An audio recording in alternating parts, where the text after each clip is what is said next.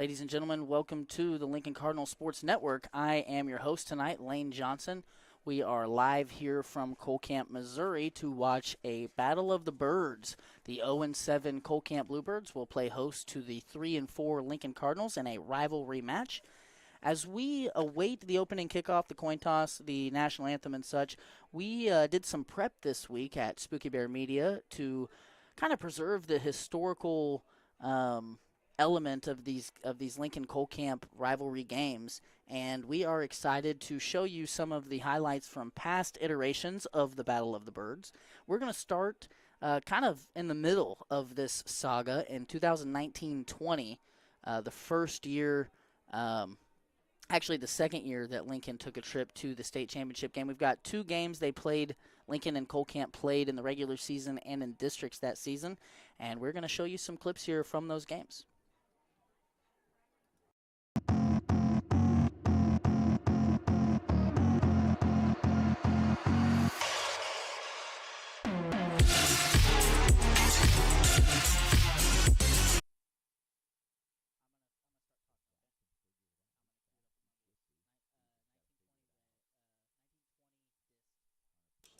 Okay, ladies and gentlemen, we are back. Apologies for the technical difficulties. As you guys well know, when we travel on the road and we're working off a hotspot, sometimes things work better and sometimes they work worse. So here we are back. We're going to try this again. This time we're going to go ahead and skip the 1920 regular season game, and we're going to show you the district game from that same season. Again, this was the year that Lincoln went to the state championship game the second time. Lincoln had a very good team.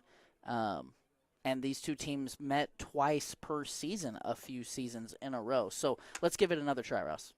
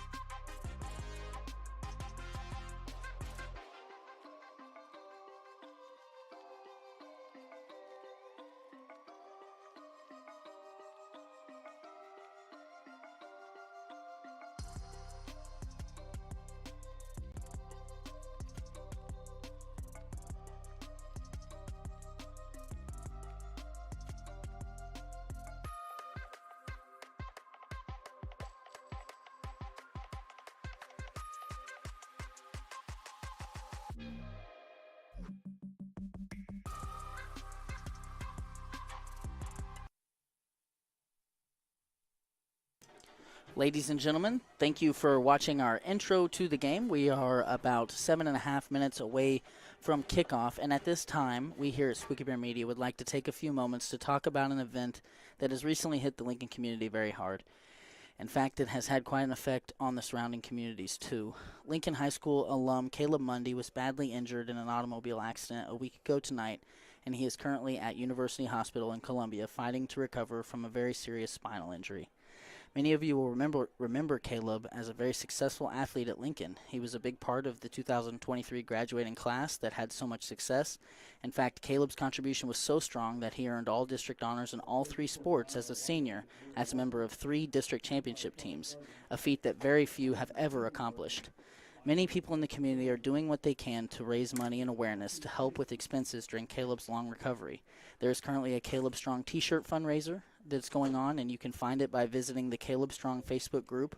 Those orders will close tomorrow, I believe, but there are several locations, several local businesses that have jars on their counters where you can donate money. For example, I know Tolliver's, Mozark Mocha, the Lincoln Antique Mall, the Highway Cafe in Lincoln, as well as Hickman's Smokehouse and Cole Camp are all taking donations. Rick's Orehouse is also sponsoring and hosting a fundraising auction on October 26th at 1 p.m. Community National Bank and Trust in Lincoln has an account set up where people can donate directly to Caleb's family. There are a lot of ways for everyone in our community to support this young man and his family, and we encourage you to do so in any way that you can. On behalf of the whole Spooky Bear family, we want to wish Caleb a very speedy recovery, and our thoughts are with his family as they help him through this very difficult time. With that said, we're going to step aside for a quick commercial break. We'll be right back. Nichols Golden Key Realty is proud to support Lincoln Athletics and the Lincoln Cardinal Sports Network. Reese Nichols has been a sponsor of the Lincoln Cardinal Sports Network every year since it started. Reese Nichols Golden Key Realty has 14 real estate agents with 275 combined years of real estate experience. Luke and his team are not only experienced but extremely knowledgeable when it comes to listing your property or helping you find the perfect home. If you're looking to buy a home, commercial property, or land, look no further than Reese Nichols Golden Key Realty. Be sure to visit their website at reesenichols.com or give them a call at 660-438-7228. Johnson's Accounting and Tax Service, LLC, is the halftime sponsor for tonight's broadcast. Johnson's Accounting is proud to have served the Lincoln community and its surrounding area for over 55 years. Lori and her team offer monthly business services such as sales tax, payroll, preparation of financial statements, and much more. They can easily set up a new business or an LLC. Need a tax return? Johnson's Accounting handles personal, small business, partnership, and corporate returns too. For Johnson's Accounting, no business is too large or too small. They can handle them all. So give them a call at 660-547-3332 and see what they can do for you.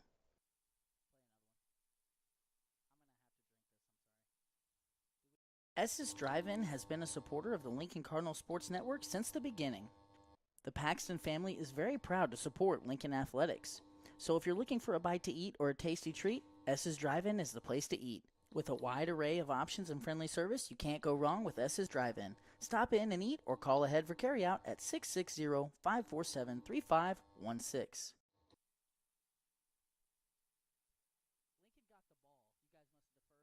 Tonight's Lincoln Cardinal Sports Network postgame show is brought to you by Community National Bank and Trust of Lincoln and Warsaw. Are you missing that human touch with your bank? Come talk to a real person at Community National Bank and Trust. They're your local bank that's small enough to know you, yet big enough to offer the best products. Stop by and see them at 101 South 65 Highway in Lincoln or 1695 Hilltop Drive in Warsaw. Your community, your bank, your relationship. Community National Bank and Trust, member FDIC, equal housing lender. Okay, ladies and gents, we are back here in Cole Camp, about to watch the 17th edition of the Battle of the Birds. Lincoln leads the all-time series, Brett, 12-4. Since coming back to varsity football in 2014-2015, Lincoln's actually 12-2. So it's been fairly one-sided, but we know in the midst of all those games, there have been some very memorable battles. Hopefully we'll get to show you guys some of the highlights from those later on tonight. But, Brett, what are we thinking? You know, Lane, I'm thinking it's going to be a shootout tonight. I think you have two teams that are ready to get after each other, and I think you can take all of your prior games out whenever it's a rivalry game. With these two towns separated by only 8 miles, I think both of them are going to be up for this game. Cole Camp is looking for their first win of the season, so we know they're fired up. It's their senior night tonight. And on the opposite side, the Lincoln Cardinals sitting at 3-4. They're looking to get some momentum running into the district play. So I think it's going to be a good battle. Well, Brett, you make a good point that I want to talk about here in a minute. But as we await this opening kickoff, we know in these games you can throw the records out because these teams are so familiar with each other. Bowman's going to take it at the 28, and he's going to be brought down at the Lincoln 40. And that is where we will get things started here in Cole Camp from the 40-yard line. Starters for the Lincoln offense at quarterback, Riley Sanders. Lincoln going without a running back to start here. However, Elijah Smith and Camden Everhart will see snaps there today as we go along. Brett, Dawson Parrott is out. He's the only inactive for Lincoln tonight. Shotgun set. Sanders looks left. He's got Young wide open on the left side. He catches at the 40, makes a man miss. And this may score here on the first play, Brett. And it will. A 60-yard touchdown on play one for the Cardinals. Lincoln went empty. Chase Young was at the top near the boundary, and it looked like Cole Camp never accounted for him. Lane, we've seen Lincoln have a lot of success in those empty sets. Chase Young has had a massive year, being really one of the most healthy and complete players this season. Riley Sanders and Chase Young have had that connection all season, dating back to last week against Lone Jack. Chase Young had, I believe, 2 or 3 touchdowns, probably $180, and I think Chase Young is going to be a big contributor this game. He did have a great week last week. He's had really a great season. Lincoln in the pistol here on the 2-point try. Going to give it up the middle to Everhart, and he's going to walk in nearly untouched. So a one-play, 17-second drive for the Cards, and they are up 8-0 at the beginning. Ross, could we take a peek at the replay there from that scoring play brought to you by Estes Drive-In?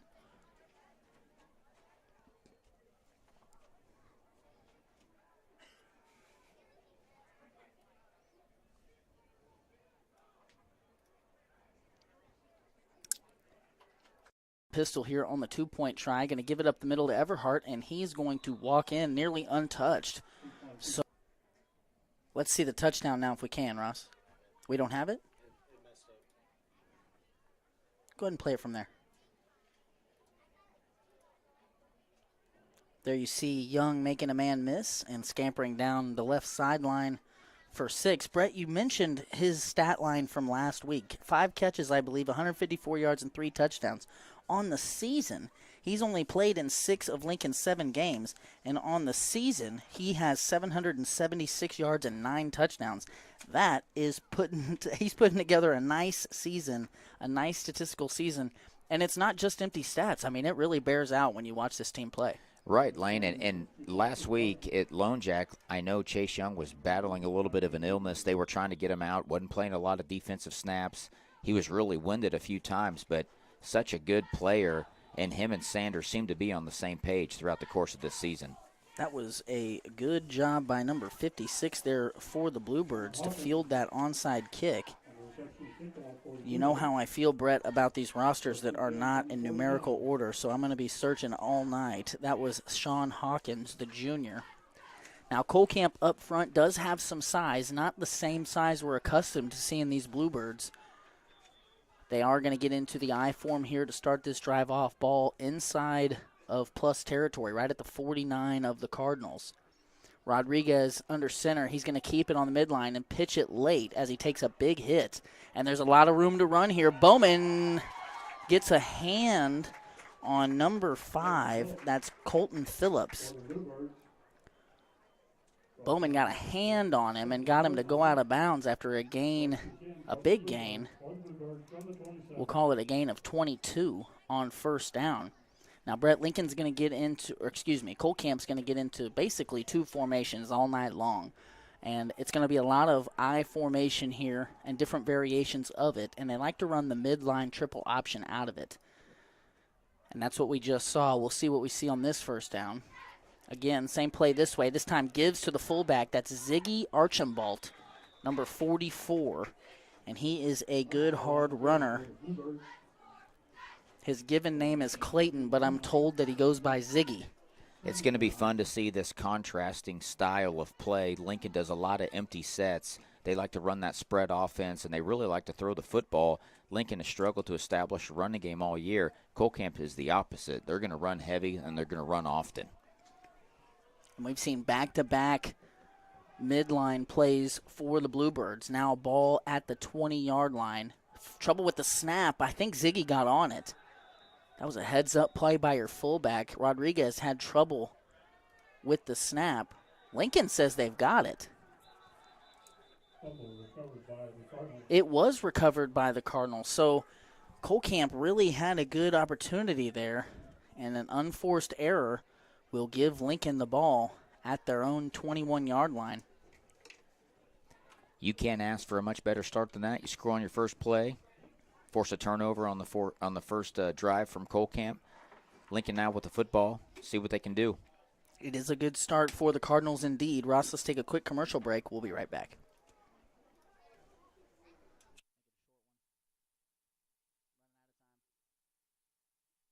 Is your car in need of a fresh, clean look? ABC Detailing turns grime into shine. They can handle all types of vehicles, including boats, RVs, motorcycles, and side-by-sides. Every time our vehicles start looking a little worse for wear, I call Chad to get them looking brand. Back here in Cole Camp, Sanders looking at an empty formation. He's going to bring Benham in motion, and then a false start by Elijah Smith.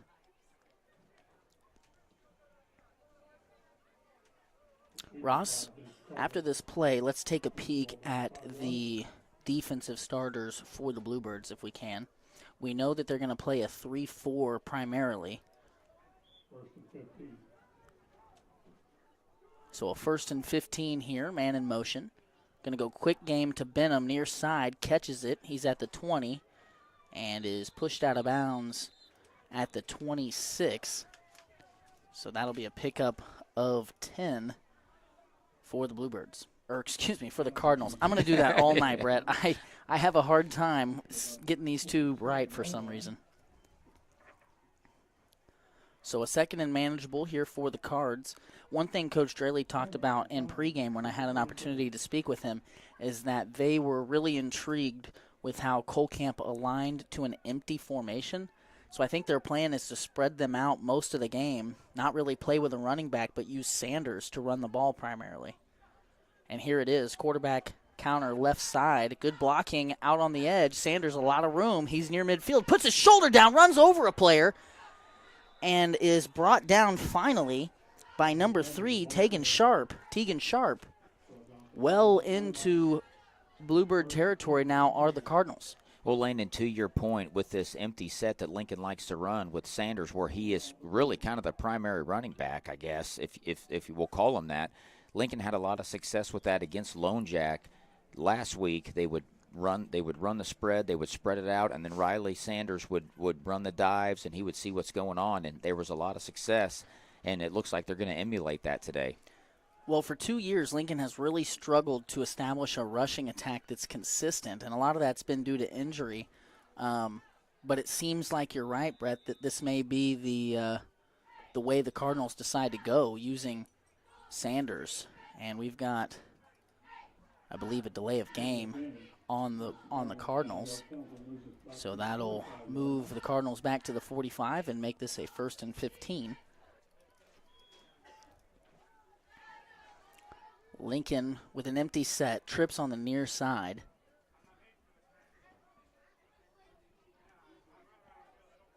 Sanders going for Young, one-on-one, jump ball, and it falls incomplete. Number 12, Blake Abey, the defender in coverage there. And I like that, Lane, because what Lincoln is doing is they are going to force Cole Camp to have solid pass coverage. I mean, we've seen Chase Young just be dominant throughout the course of the season, and he can explode. He's got wheels on him. And what Lincoln is doing now is if they're gonna get one-on-one coverage on Chase Young, they're going to take that all day long.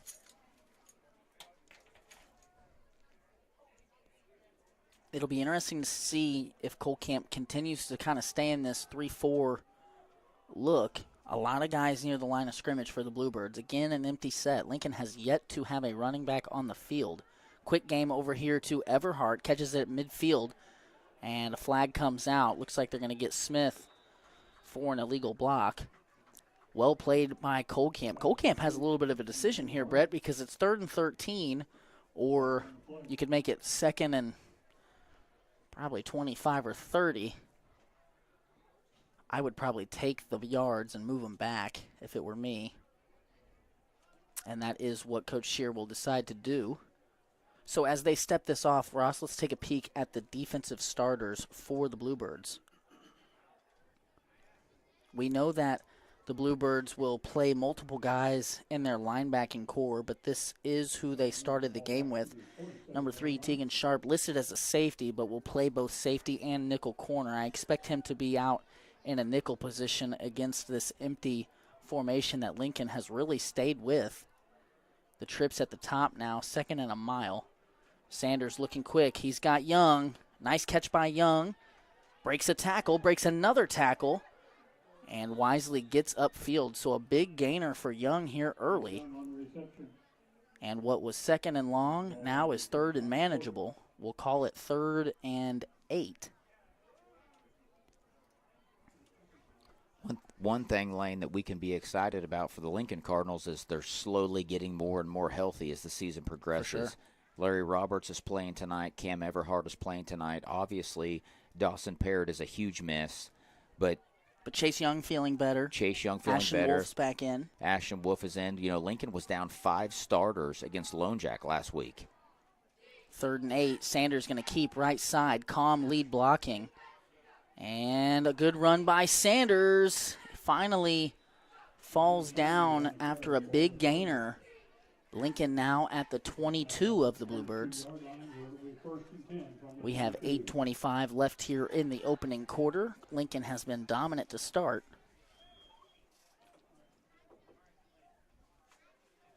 I was very proud of Riley Sanders last week, Lane. He ran hard. He ran with the intent to run hard. And, you know, when you spread this defense out, there's going to be a lot of avenues for Sanders to pick up positive yardage. An empty formation, 1st and 10. Sanders looking left. And now finds Everhart wide open. He's going to score from 22 yards out. Lincoln with 2 quick strikes here in the first quarter. I want to highlight the patience of Sanders right Yes. there, Lane. He could have tucked it and ran, but he waited for everyone to run their routes. Cam Everhart kind of found a soft spot in the defense. He sat down. Sanders found him, and he put it in for the score. Well, and a luxury for Sanders to have the time that he had. Great protection up front. Really, the whole game, Lincoln has done a good job so far. Obviously, we're 4 minutes in, but they've done a good job of creating a pocket and giving Sanders time to make decisions.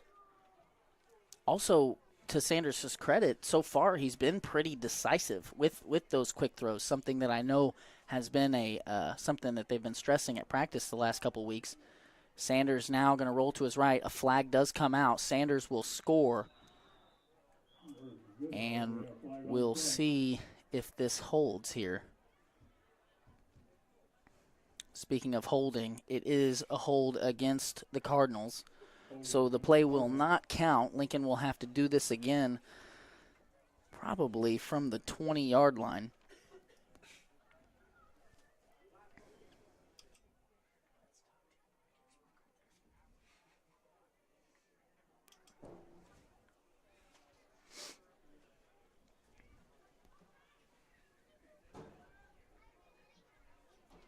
Okay, I was mistaken. It'll be from their 12.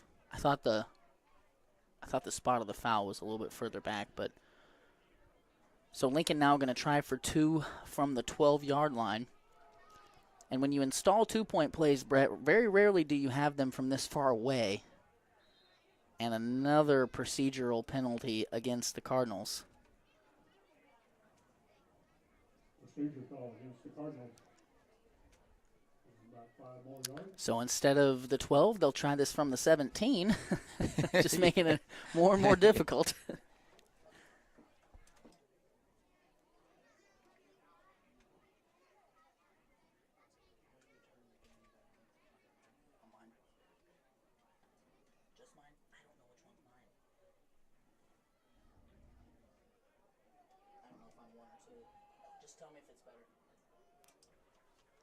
Empty formation here. Sanders looks left. Oh, and he's got Everhart, just overthrows him. Everhart somehow got behind the defense. He and Sanders just not quite on the same page, so that one will fall incomplete. And we're going to step aside here as we await the ensuing kickoff.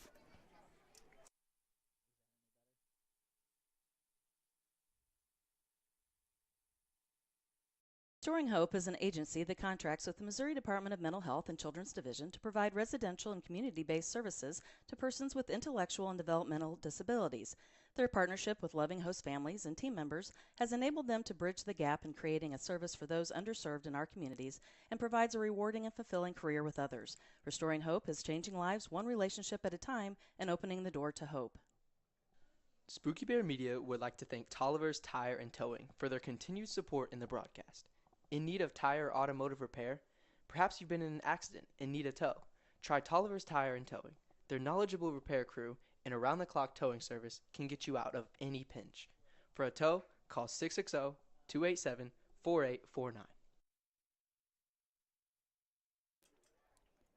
Sanders is set to kick this thing away.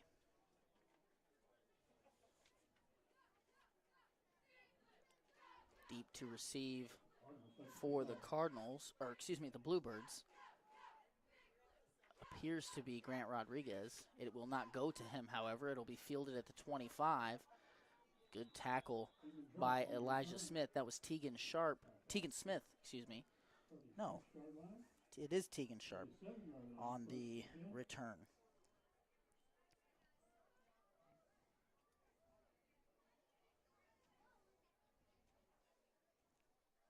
Ross, let's take a peek at the offensive starters for the Bluebirds real quick.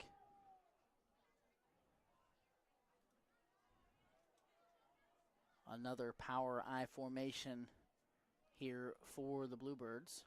Midline. Rodriguez keeps it, fools the defense, fakes the pitch, and takes a hard hit by Eckhoff.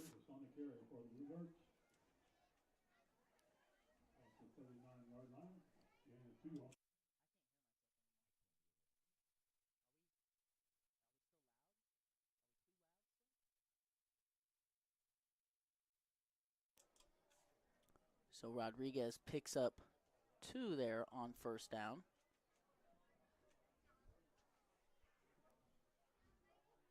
And then a hard count gets Lincoln to jump off sides. So the Bluebirds will get 5 free ones. Ross, let's take a peek at the defensive starters for the Cardinals if we can. I don't think we've seen that yet.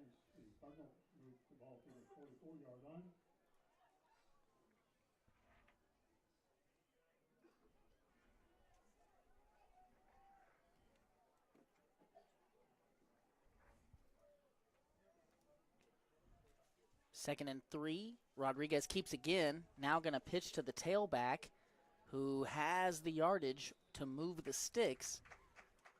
And we'll get the Bluebirds near midfield here.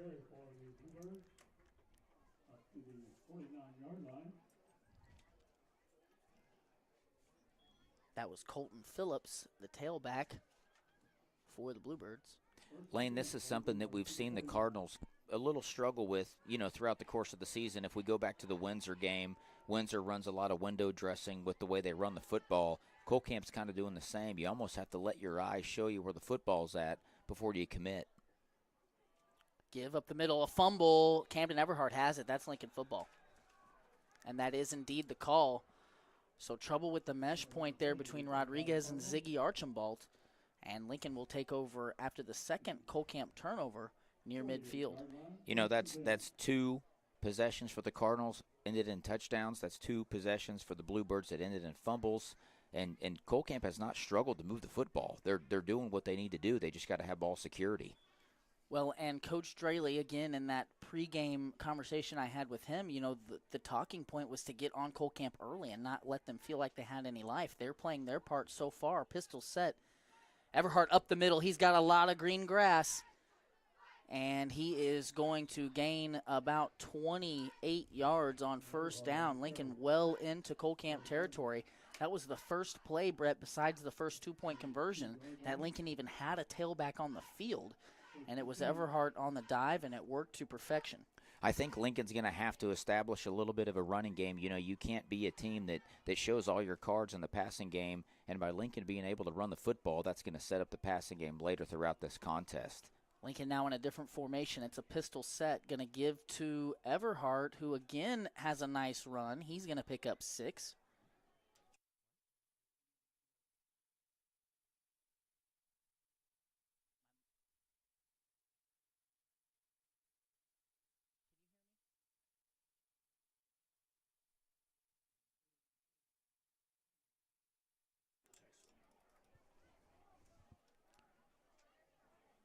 Second and 5 here for the Cardinals.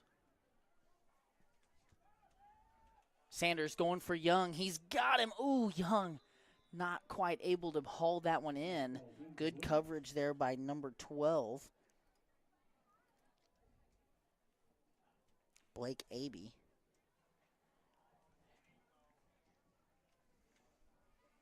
Third down, 3rd and 5.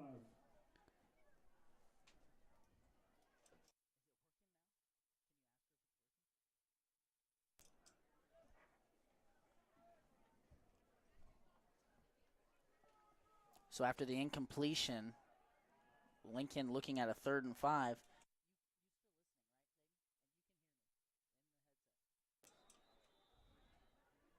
Lincoln did not like what they saw, and they are going to take their first time out of the game. It appears we may be having some technical difficulties with our audio. We are going to go to a quick commercial break, and we'll be right back. With an insurance team that wins. That is Shelter Insurance. The Leanne Beeman Agency has terrific customer service, policies you can count on, and rates that won't break the bank. Call the Leanne Beeman Agency at 660-547-0099 today for a free quote. You'll be glad you did. Shirley's Highway Cafe serves a full breakfast and lunch menu from 6 a.m. to 2 p.m., Sunday through Friday, and 6 a.m. to noon on Saturdays. If you're hungry for breakfast, try a good old-fashioned omelet or the biscuits and gravy. If it's lunch you're looking for, they've got the best country fried steak and mashed potatoes around. Shirley's Highway Cafe is located on Highway 65 in Lincoln, so give them a try on your next trip through town or call them for carryout at 660-547-3500.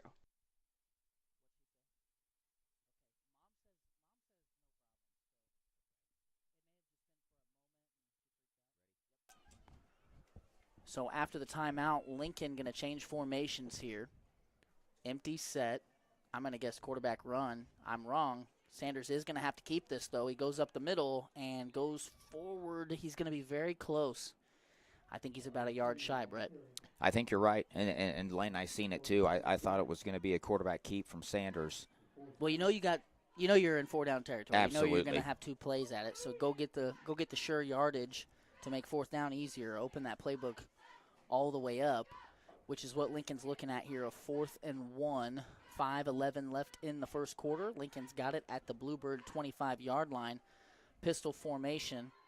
And it's going to be a give up the middle to Everhart, who has the yardage and a little bit more. So Lincoln, who has really struggled to run the ball since Willow Springs week 1, has been putting it together here these last 2 weeks. They have and a welcoming sign. You know, you cannot be a one-trick pony in football. If you're a one-trick pony, teams can key in on that. They can see that on film. Lincoln is putting together some runs here, but they're also sprinkling in those passing plays. And where I think the success of the Cardinals today is they're able to spread out that defense and pick them apart.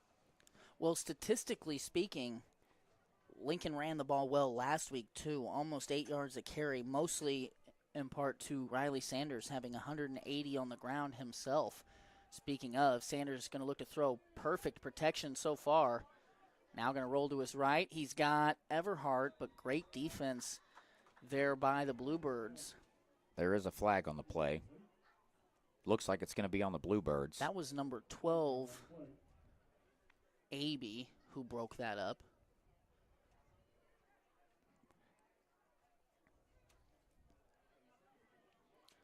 The flag came out kind of in the secondary, but I think it was a legal man downfield. It was, and that's going to be declined. I stand corrected, Lane. The official was pointing at the Bluebird side the entire time. Right. So 2nd and 10 after the declined penalty, empty formation. Sanders has twins on both sides, and then a J-back tight end in Eckhoff. Benham takes the toss, breaks a tackle. Nice finish to that run there as Rodriguez meets him at the 15-yard line. Lincoln's going to pick up 7 and be looking at a 3rd and 3 here. Lane, I just want to highlight here, Sanders is looking a lot more patient. He's going through his progressions and his reads. You know, he's not just settling for the first thing, and he's doing a good job today. And there's a couple times that he's been so patient, I thought he could tuck and run.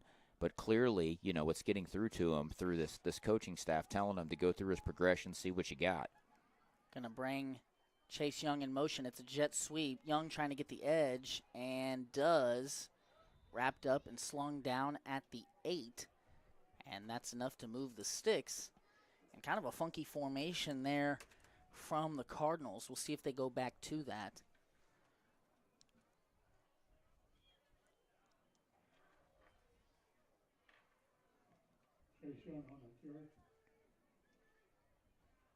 I think you're totally right, Brett. I think Sanders has been more decisive, more comfortable back there. You know, this is a young man that didn't get to play a lot of quarterback as a freshman. He did fill in for Connor Line in a few instances, but didn't play any JV that season and was asked to be the signal caller all year last year as Smith takes it up the middle and gains 3. You know, it's hard to play varsity quarterback at any level, really, and you know, at this level, when you're also playing defense, there's a lot on your shoulders as the signal caller, and you know, we've seen consistent growth out of him, and I think that you know, as the Cardinals go, he goes, and so it's important that he continues to improve and give this team an opportunity to win ball games. Lincoln, obviously, a very important stretch of their schedule here this week and next. We'll talk more about that after this play. Sanders going for Everhart. Everhart a little bit late to turn his head. You could say that was overthrown, but I think Everhart maybe gave up on the route a little bit too soon. I think so. From our vantage point, it looked like a pretty well-thrown ball. I think Everhart turned the corner, didn't turn his head, slowed down a little bit, but the ball looked well thrown. And Lane, I want to hit on your point here. You know, a lot of people don't realize Lincoln's only losing 2 or 3 seniors after this season. This is still a junior-laden team. 3rd and goal from the 5. Sanders alone in the backfield, going to keep it. Quarterback ISO left side, not much there. Looks like Grant Rodriguez and number 56, Sean Hawkins, will combine for that stop. Maybe a gain of a yard. Brett, Lincoln will lose Chase Young, Camden Everhart, Matthew Cook, Miles Harms, and then you've got Larry Roberts as well. I feel like I'm missing a couple here. Obviously, Justin Bowman. So some very key contributors to this football team. Yeah, that definitely, especially on the line.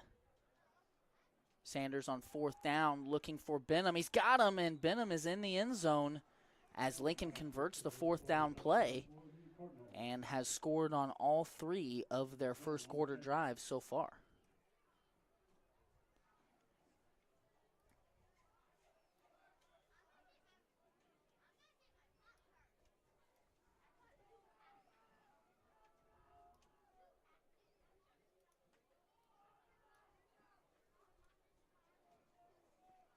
Empty formation here on the 2-point. Sanders, good protection. He's looking for Young. Good play there by number 5.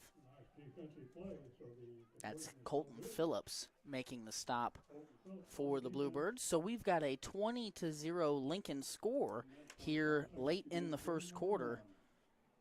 Ross, let's take a peek at that touchdown play brought to you by Estes Drive-In Replay Cam. 4th and goal from the 5. Sanders, good patience, finds Benham and scores easily for the Lincoln Cardinals' 3rd touchdown of the game.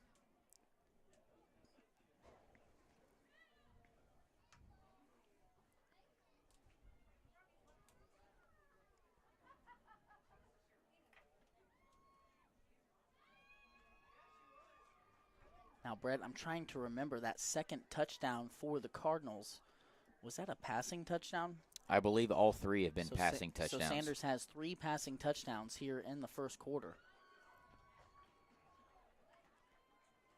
That's something you don't see in Class 1 football very often, is running the spread offense. You know, a lot of football teams are run heavy, pass second. Lincoln has kind of adopted that pass heavy attack due to their inability to run the football. And it's not that they don't have the bodies or the talent to do it. They've been decimated with injuries. Right. You know, Camden Everhart is a very good, strong runner. He's been injured. He's finally back. I believe he's been out, for 4 weeks? 4 or 5 games. Yeah, he's barely played this year. Going to be fielded at the 24. Good move there by number 3, Tegan Sharp. And he's going to get the Bluebirds out to the 38-yard line.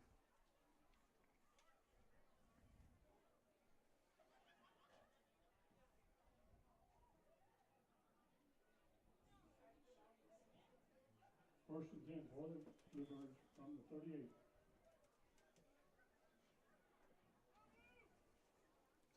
So this will be the 3rd possession for the Bluebirds. Both of the first 2 ended with a fumble that Lincoln recovered. Back to the midline, and a great play by senior Miles Harms. Senior Larry Roberts also involved. Rodriguez going to be taken back for a 4-yard loss. We'll call it 3-yard loss, 2nd and 13. And Cole Camp has kind of lived and died by the midline triple option this year, and that's been more of the same so far. They have not run a play but that so far out of the I form. Well, Lane, and correct me if I'm wrong, but I believe the Bluebirds have pretty much 11 new players in here. They graduated a massive class last year.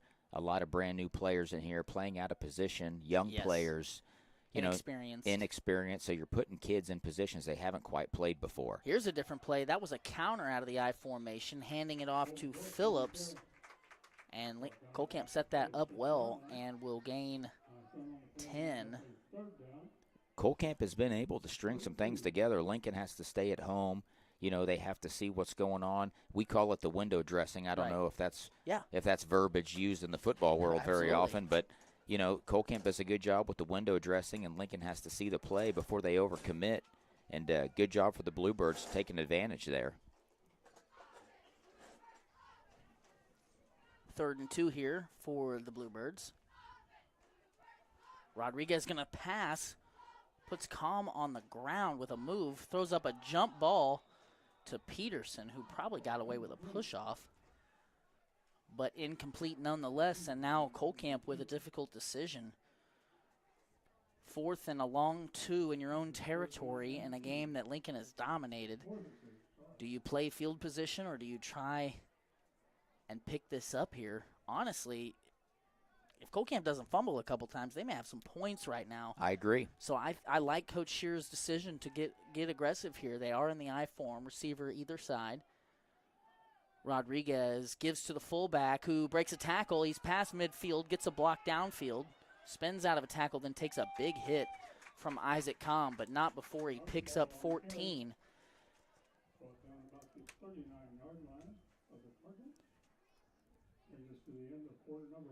And that will be the end of the first quarter. Ross, what I'd like to do here is go back in history to the first game that we have film on, the 2014-2015 matchup between these two schools. This was Lincoln's first year back to varsity football after a stint at 8-man and JV. Let's see it.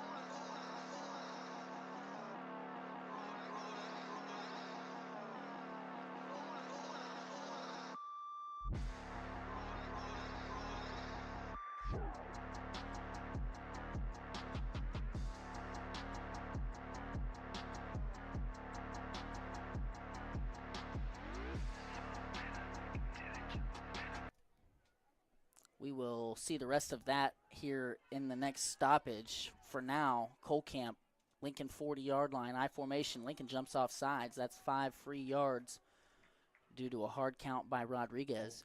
And, Brett, you made a comment about, you got some young, inexperienced players playing out of position.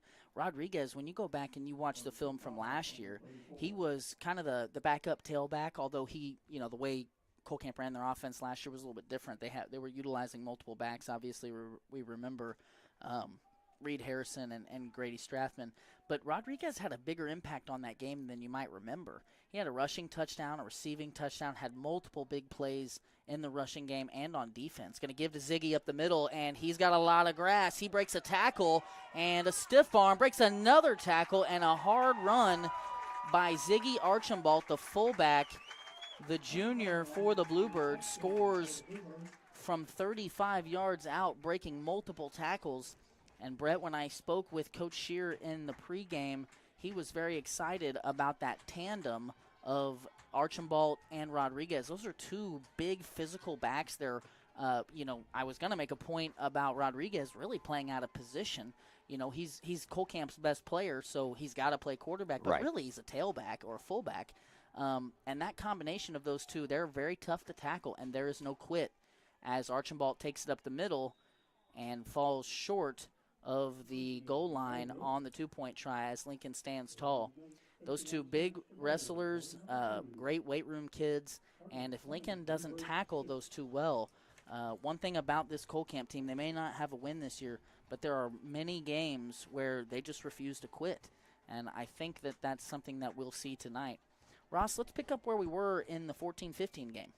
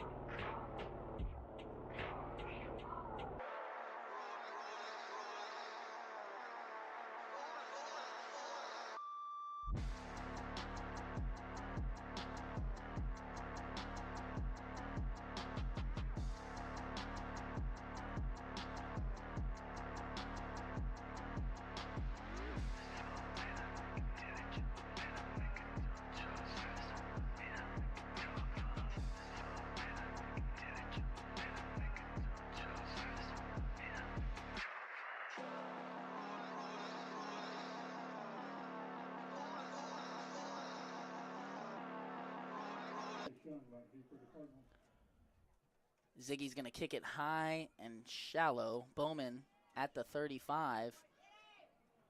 Nice cutback, and he's going to get Lincoln out near midfield as Lincoln looks to answer the scoring drive by the Bluebirds. Lane, going back to that scoring drive from the Bluebirds, I think the one thing the Lincoln Cardinals have to do is they have to tackle. Yes. Cole Camp, they're not going to hide anything they do. They're going to run it down your throat all day long. They're a run-heavy football team, as we've seen throughout the first quarter here. Lincoln's got to tackle, and Lincoln has struggled to do that throughout the course of the season in moments. Lincoln's had really good moments where they can be dominant on defense.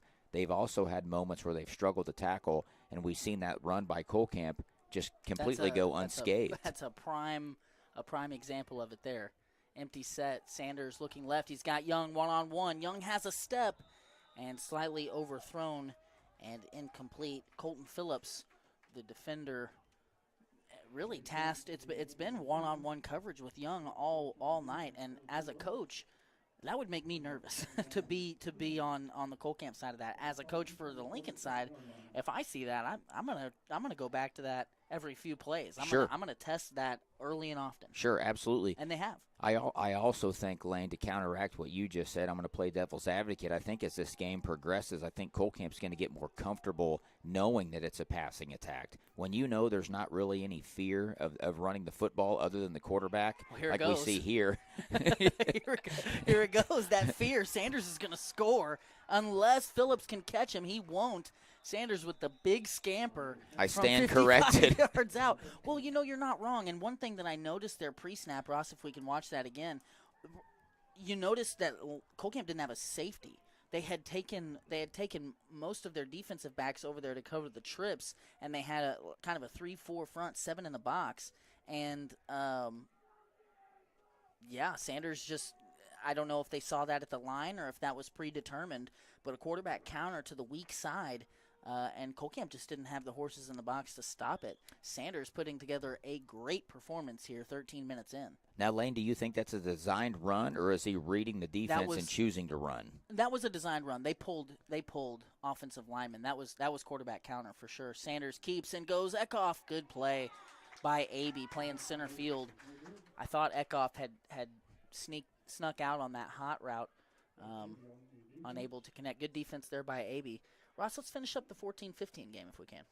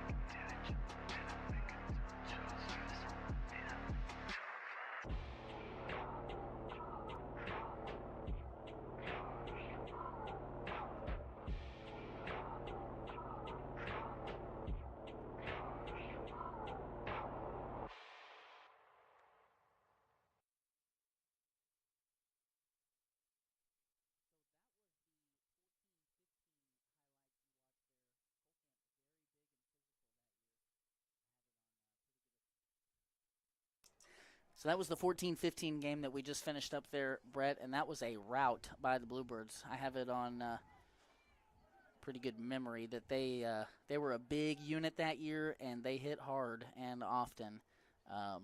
Were you a part of that squad, Lane? I was. That was my junior year. I was wearing number 10 in those highlights. For those of you watching, Lincoln just got an onside kick. Wow. Chase Young, the wheels down the sideline. It almost looked just like a little pooch kick over there at the 40-yard line. Well placed by Sanders. And Lincoln recovers and will take over possession in plus territory. And just a calamity of errors now for the Bluebirds to start, as Lincoln has found a ton of confidence. 1st and 10 from the 38. So they'll have the ball at the Bluebirds' 38. And Lincoln has not been stopped. 4 possessions, 4 scores.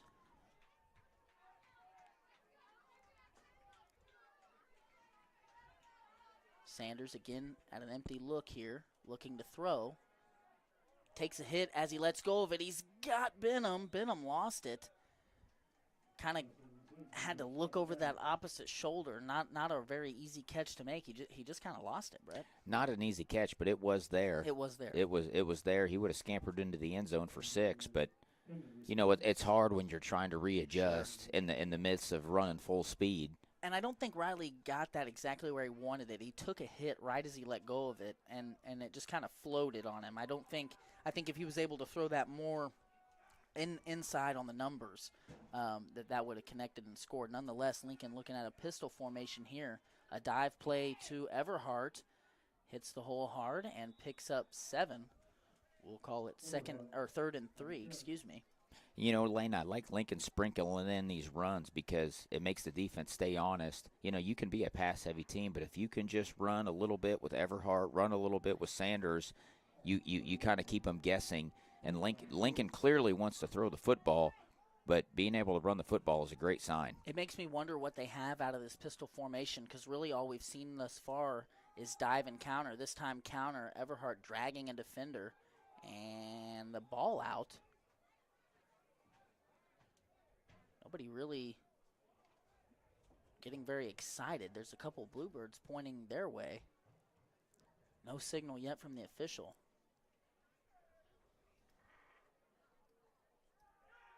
And here is some excitement now out of the blue team as Everhart fumbled it. He had the yards for the first down. But ball security an issue for both teams now early in this game. Jason Clancy on the recovery for the Bluebirds. They bring up 1st and 10. And the Bluebirds will have the ball at their own 27. So from a Cole Camp perspective, a shot in the arm potentially here, Right. because Lincoln had not been looking like they were stoppable here in the first half. I formation. Rodriguez gives to Ziggy. No, he kept it and wrestled to the ground by Larry Roberts. A flag comes out, though. I have a feeling that that was a horse collar of some kind. Roberts had him in like a full Nelson or something.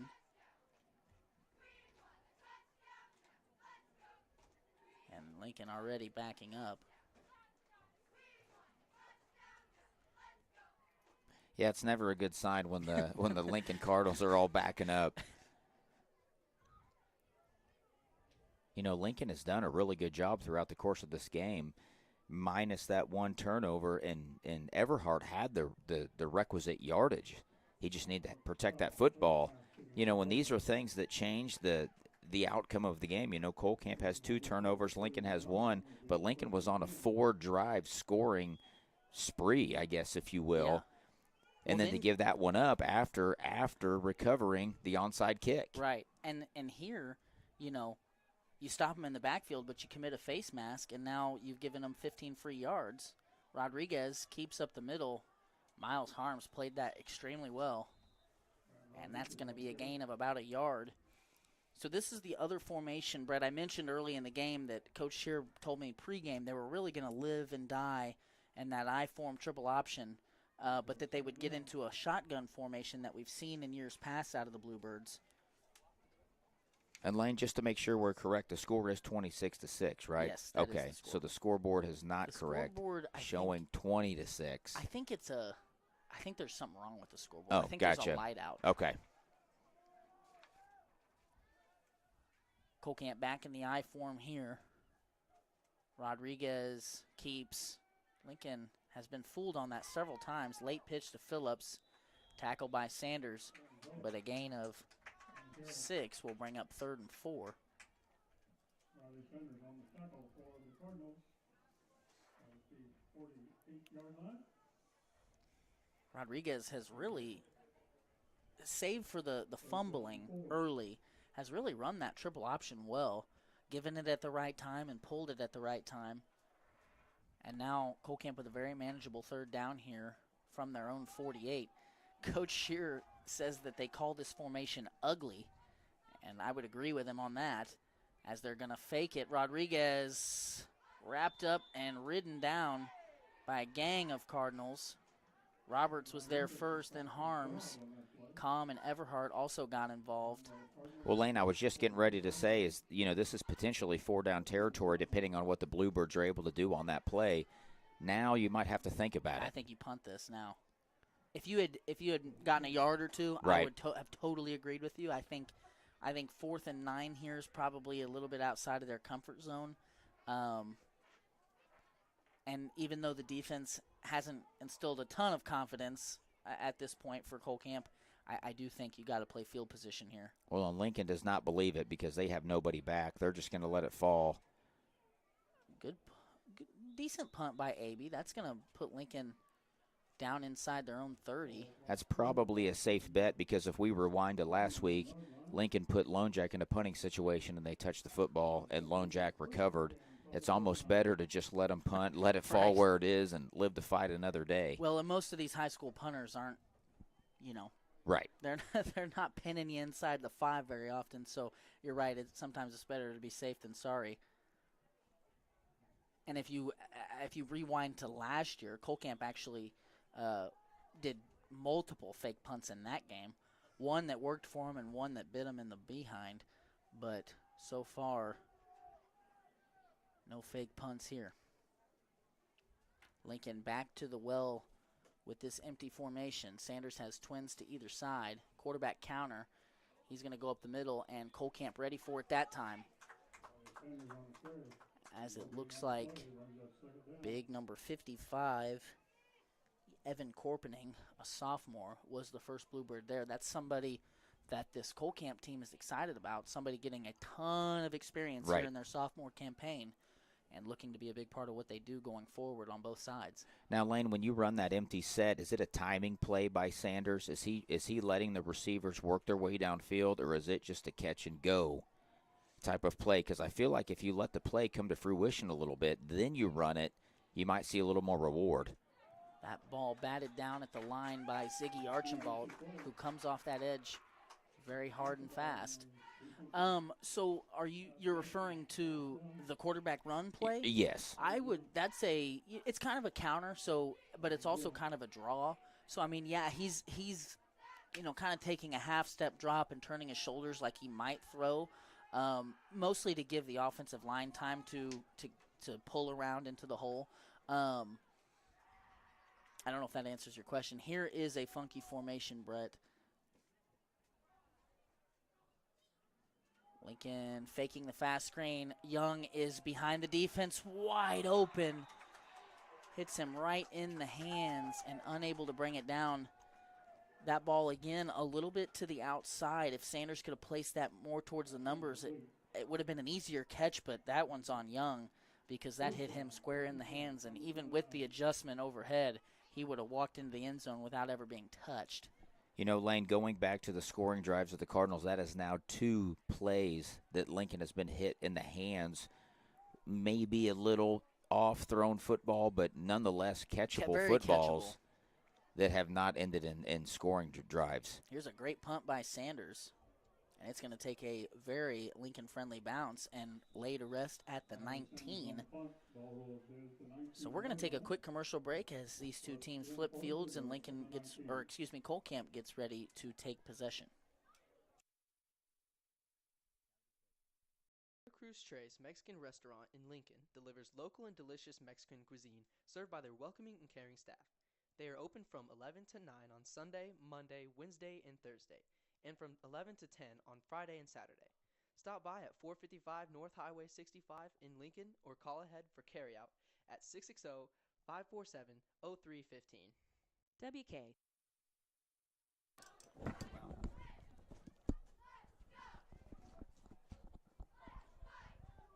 Cole Camp in their ugly shotgun set, give up the middle to Phillips, and he's going to pick up 4. And a flag comes in way late from way back.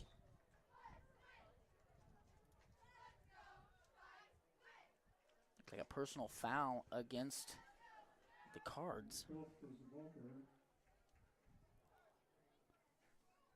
I think maybe a late hit.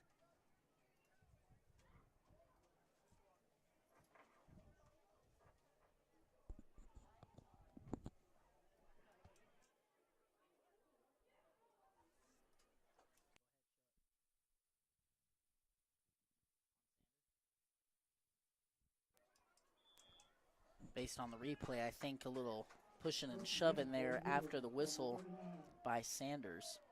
So that'll give Cole Camp a first down, and they are at their own 39 in their ugly shotgun formation. Another give up the middle to Phillips, and another 4 yards or so. We'll call it 2nd and 6 here for the Bluebirds. And I promise, Brett, I'm not calling it ugly because I think it's ugly. Yeah. That is what Coach Shearer and company refer to this formation as. So a tailback offset to the left and kind of a J-back or a fullback up and offset to the right. And then they've got different variations of it. They'll do twins. They'll do single receiver either side. They'll do tight ends. They'll kind of get silly with it. Here they're going to go back to the bread and butter I formation. I'm expecting midline. It's not. It's a counter. Phillips up the middle. Good run. He breaks a tackle, makes another man miss. And Sanders rides him down after a big gain. Gain of 20 or so. First and 10 for the Bluebirds from the 37. And Cole Camp really has had success running the football tonight. It's just been untimely mistakes, Right. when it comes to taking care of the football with the snap, with the mesh point. Well, and that goes back to, inexperience. Having kids out here who haven't played a lot of football, underclassmen playing football. Rodriguez, I think, kept that one. Lincoln just swarmed the point of attack there. Tackled the fullback, tackled the quarterback, may have even tackled the center in the process. And that'll be a gain of none on first for the Bluebirds. You're right, Lane. The Bluebirds have not had trouble moving the football. They've had some unforced errors, obviously mistiming of the I wouldn't even call it an onside kick. I think that the defender or the offender thought it was going to go out of bounds, so Right. they were kind of letting it lay, and then Chase Young was able to jump on it. But Cole Camp's had a lot of opportunities. They've just kind of shot themselves in the foot a little bit. Well, they had the ball at the Lincoln 20 and fumbled it early on in this game on their first drive. Here, a give up the middle to Phillips, and Matthew Cook and Miles Harms stops that for a gain of 1. So Cole Camp looking at a 3rd and 9 here. Obviously, well, they moved them back. I guess we'll call it 3rd and 10. This is obvious 4-down territory in my opinion. But if the midline stops working, it'll be interesting to see what the Bluebirds get to. Here in their ugly shotgun formation, this time a wing back on the strong side. And a reverse here. Set up well, but Roberts read it like a book. The ball is out. A flag is down. Lincoln's got it. Man, I didn't see anything there by Roberts that made me think he did something illegal, but I feel like they're going to call a horse collar, but I did not see a horse collar. Face mask. That's his second face mask of the game. And it could not have come at a worse time. He played that perfectly. We've been kind of pulling our hair out with Larry Roberts at different times this year of just not being on that edge and not setting the contain. You call it window dressing, getting caught watching the fun stuff, not paying attention to where the ball's at. That time, not the case at all. He could not have done a better job staying home, then forces the fumble. But unfortunately, they've got him for a face mask. And I don't think we've got a replay angle that'll tell us anything. No, and it was going away from us. Right. We're not going to be able to see it, and that official was right there. Larry Roberts is doing everything right. He's just got to complete the tackle. Can't horse collar, can't face mask. You just got to tackle the right way. Well, and I know that's something the coaching staff teaches. Definitely. Just a 10-yard penalty, so still 3rd down. We'll call it 3rd and 4 here. 3:15 left in the first half.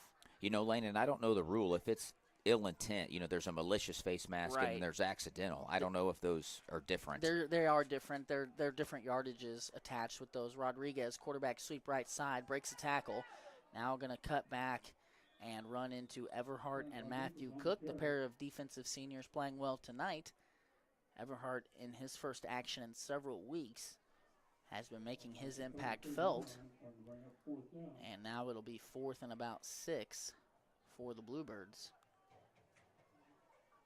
And we've only seen Cole Camp attempt a single pass here. I was just getting ready to say that. So it'll be interesting, kind of a must-pass situation for them. We'll see what they try and get to. Back in the ugly shotgun form. Twins to the top of your screen. And going to go quick game. Nope. Instant pressure by Isaac Comm and Ethan Goshen. And that is a turnover on downs and will be Lincoln football at their own 38. Good stiff test there for the Cardinals defense. Lincoln does receive the second half kickoff, if I remember correctly, right? Say that again, I'm sorry. Does the Cardinals receive the second half kickoff? They got the first kickoff. Gotcha. So it will be Bluebird ball to start the 3rd quarter. So Lincoln, best case scenario here with 2:23 left, put some points on the board going to halftime up with a rather large margin. Dominated pretty much most of this game, minus a few hiccups here and there. But you feel really comfortable. Few missed catches. You're looking at a blowout here. Looks like a quarterback sweep to the right side. Comm and Wolf out in front. And a pickup of 4. Looks like the Brings up second down. spot proves that it's a gain of 3. Lincoln right back up on the ball. Kind of in a 2-minute offense here as we are inside of 2 minutes. Quick game out here to Young. Young had to adjust to it, took a hit as it got there, and was unable to bring it in. That pass defensed by Colton Phillips. Colton Phillips on defense brings up third down. And Cole Camp has been just kind of rotating big bodies in those 3 defensive line spots so far.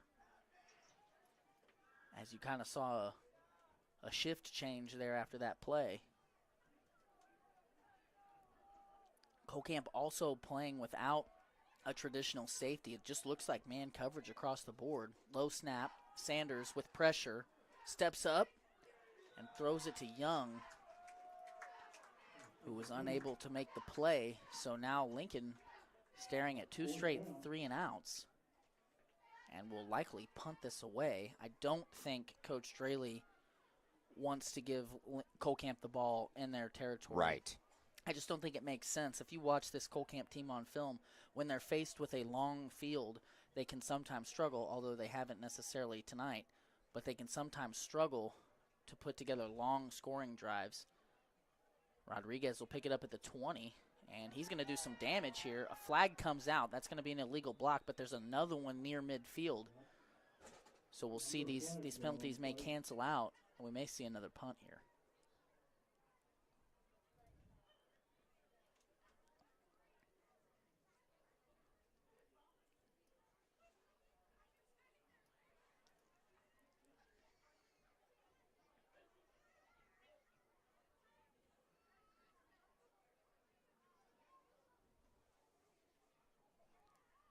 As the officials talk this one over, we want to thank you guys for tuning in and watching the 17th edition of the Battle of the Birds. We also want to thank you for supporting the broadcast this year. We want to thank our sponsors for making this broadcast possible. Brett and I and the rest of the crew enjoy doing this every week and want to continue to do it. And it's not possible without the support that we receive from the community. So we do appreciate that. Officials now talking with Coach Draley.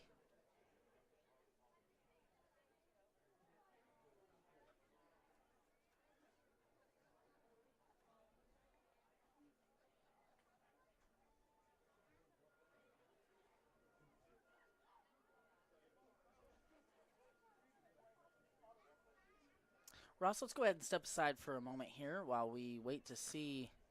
Actually, I may have jumped the gun. Looks like we finally have something.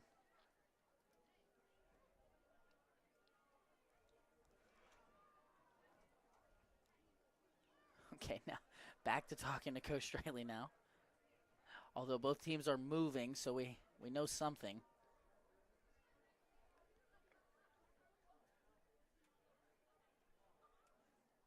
Lane, while we got a break in the action, the Warsaw Wildcats are beating the Midway Vikings 21-0 in the second quarter. Windsor is knotted up with the Butler Bears 8-8 at halftime. Who is?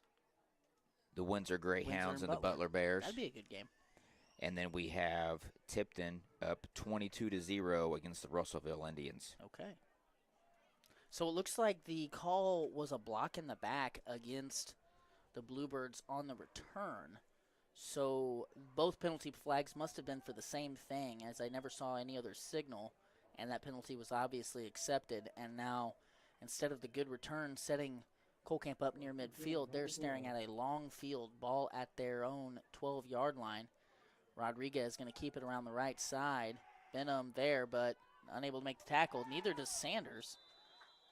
Rodriguez running through arm tackles and picks up 7.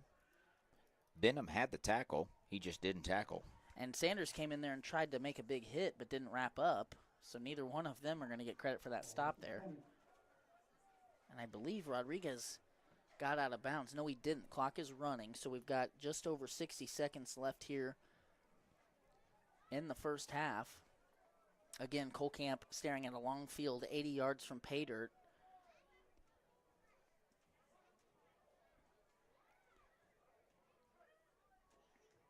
quarterback counter left side. Rodriguez thrown to the ground by Ben Eckhoff, who has been battling an injury all season long. You see him with that wrap on his right hand. Broke a pinky, I believe, very early in the season. Had surgery on, I think, a Monday. Played that Friday. He never missed a game. That's a tough kid right there. That's a very tough kid. Well, and he's a big part of what they do on both sides of the football. Well, when playing J-back and middle linebacker, you're using that hand every single play, so you know it's affecting him. I formation, 12 seconds left on the clock. Rodriguez is going to give it up the middle to Phillips, who is tackled by a combination of Eckhoff and Everhart. And Lincoln now going to call a timeout, I guess. That's what it looked like the signal was. But I don't know why. Maybe they thought they got the fourth down. They've moved the chains. Okay, they just stopped it for the first down. Okay. That's going to be the end of the first half. So, Ross, let's jump right in to some historical games here. I want to go all the way back to 1819. The Birds, that is the Cardinals and the Bluebirds, played twice that year, once in the regular season and once in the playoffs. We'll show the regular season, a 28-21 thriller. Let's go to it.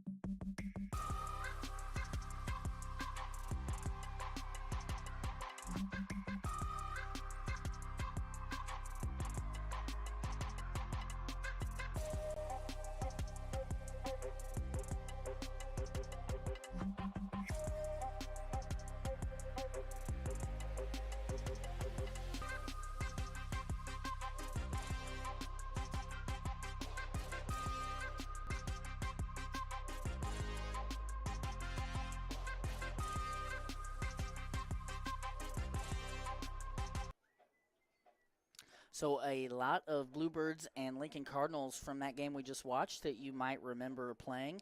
Now we're going to go back even further to 17-18. Lincoln had a great season. Cole Camp struggled, but you know when these two teams play, you can just throw the records out. This was a very contested game in 2017.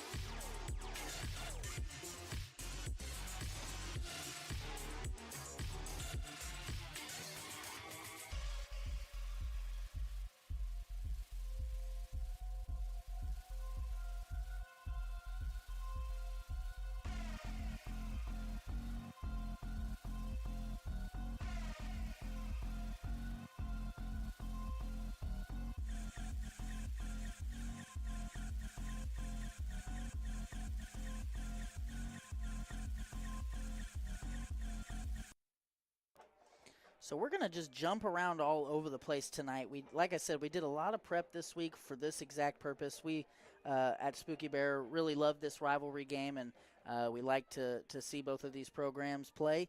And now we are going to jump forward to 21-22. These two teams played twice this year. This was the regular season matchup. They would play again in the playoffs. Ross, let's run it.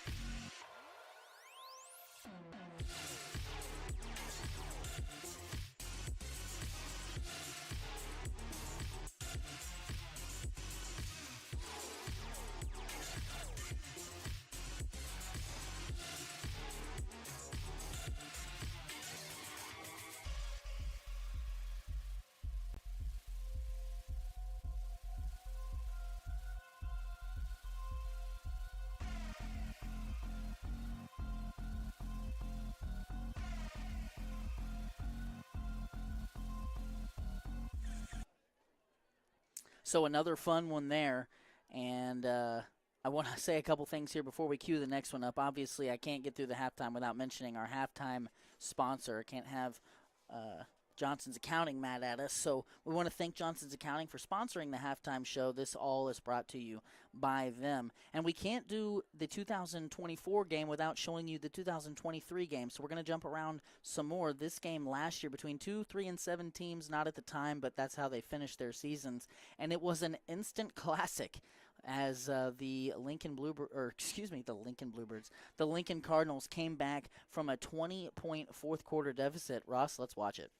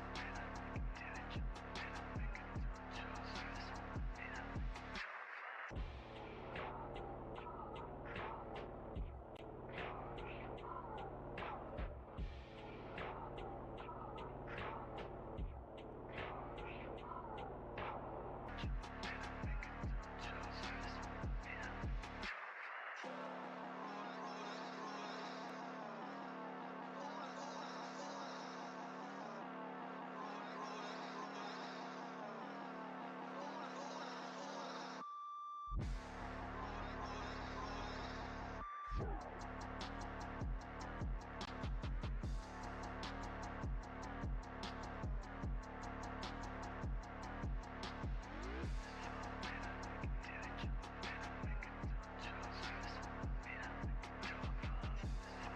Do 22, 23, the shortest one there. Let's do it.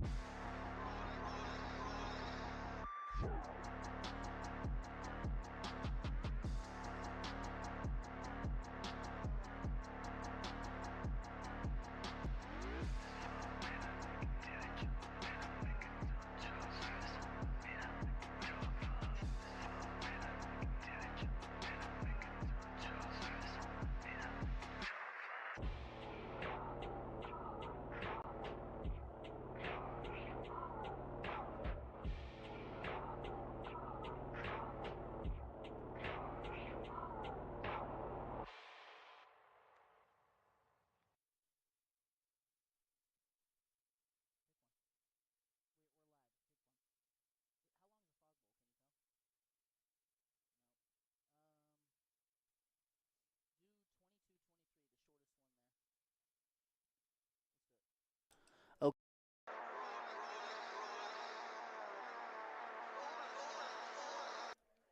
Okay, so this one we call the Fog Bowl. This was the second matchup between the two teams in 18-19. You'll see on your screen that Lincoln had a great record this year. This was Lincoln's first run to the state championship game. But you know, Brett, those Cole Camp Lincoln games, they are always tight. Ross, let's watch the Fog Bowl.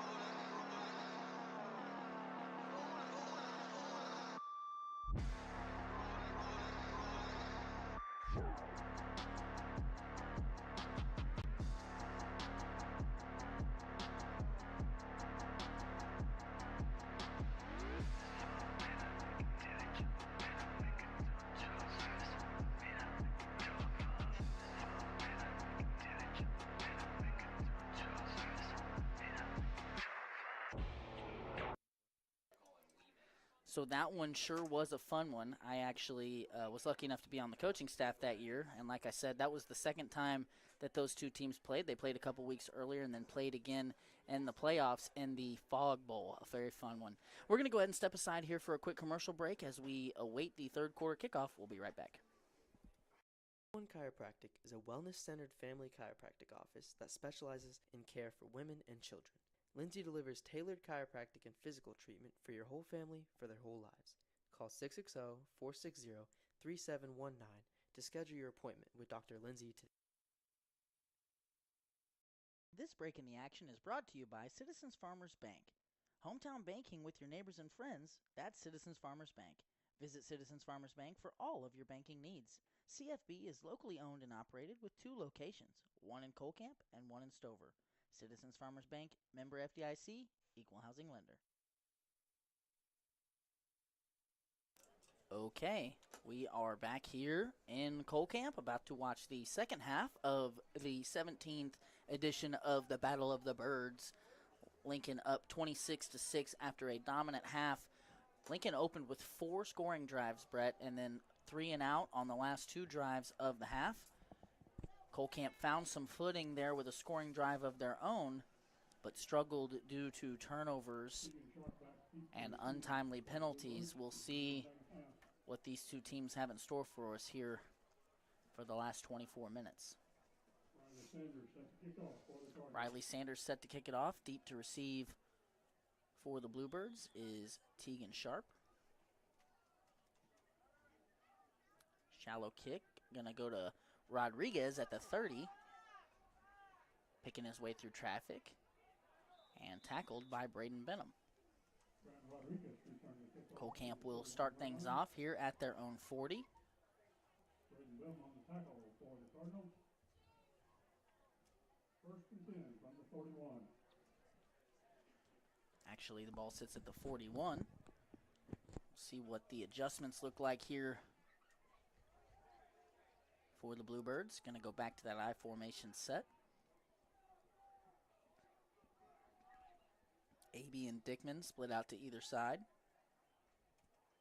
Ziggy up the middle, bounces to the edge. Now spins out of a tackle, and man, he is hard to tackle. As the first down carry goes for 14, and Cole Camp now in Lincoln territory. First down, first and 10 for the Bluebirds from the 46-yard line.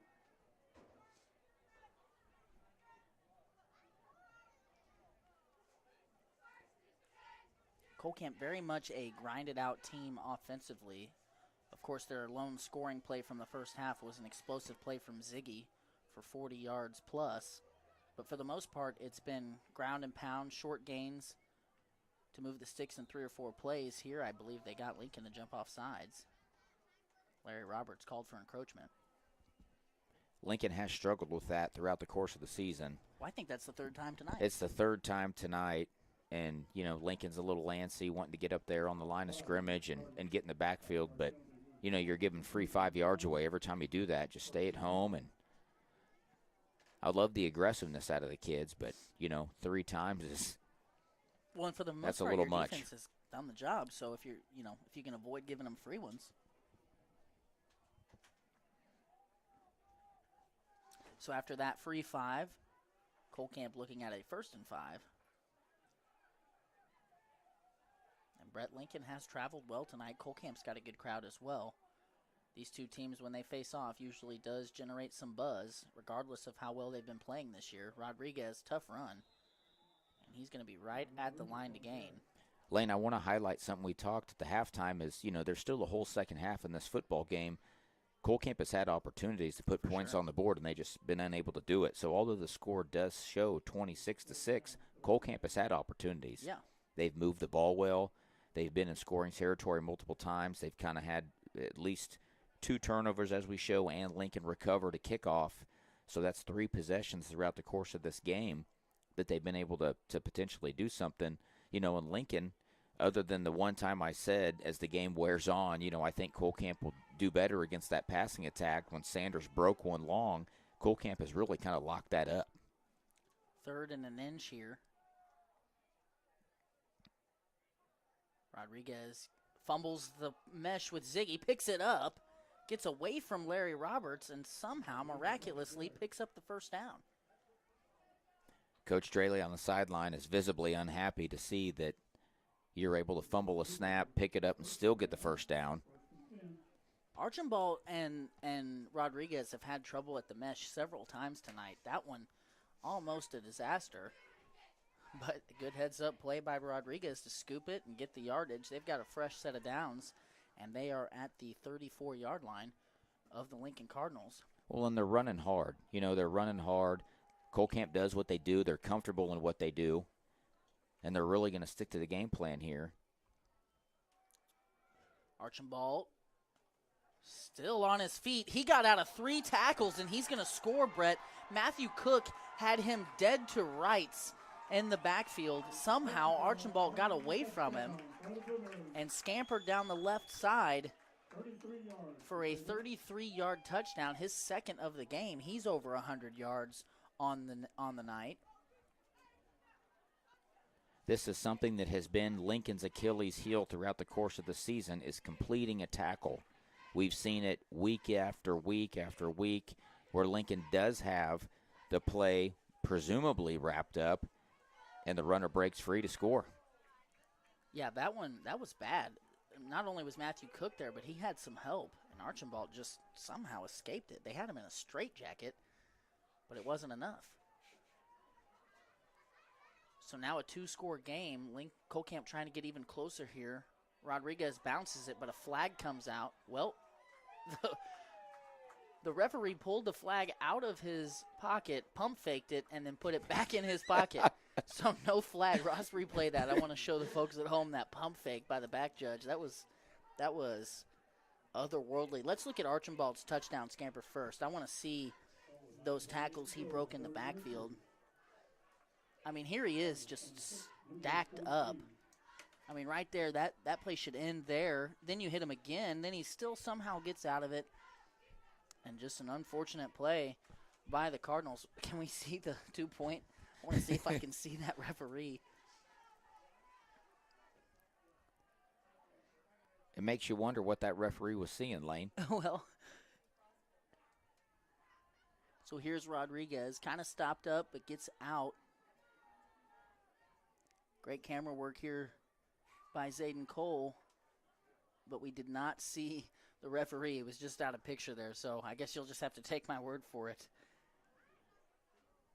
So after the 8-point scoring drive, Cole Camp claws their way even closer. 26-14, 9.5 left to play here in the third quarter. And you're happy with that drive, Lane. 2 first downs on that drive. Onside kick. Good hands by Sanders. Keep going. Sorry, I was going to say, great first half or second half drive by the Bluebirds. You get 2 first downs, good hard running, and you score. This game is far from over. There's still 9:21 in the third. You got a whole fourth quarter to play. Cole Camp has kind of put their clamps on this in the Lincoln passing attack. We've seen Lincoln been able to execute some plays as far as getting the ball out, unable to pull them in. And, Cole Camp's hungry. They're at home. It's senior night. This is a rivalry game. This is something that the Lincoln Cardinals cannot let their guard down and expect just because they had a big first half that this game is going to end in a win. Well, and Coach Straley told me pregame that if you don't get up for this, either side, if you're as a player, if you're not up for this, then, you're not going to get up for anything. And I think that it's clear both teams are excited to play in this game.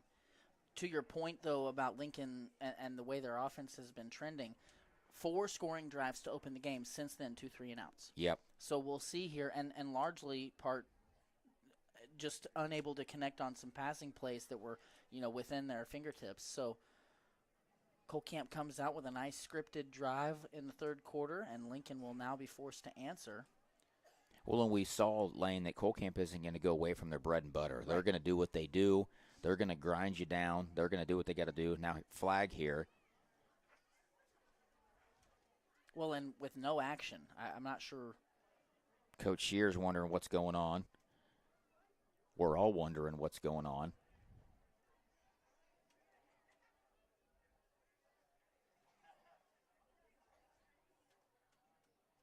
I think the referees are wondering what's going on. It looks like They've it. been talking this over for a minute, and nothing happened. All 5 of them here in a circle.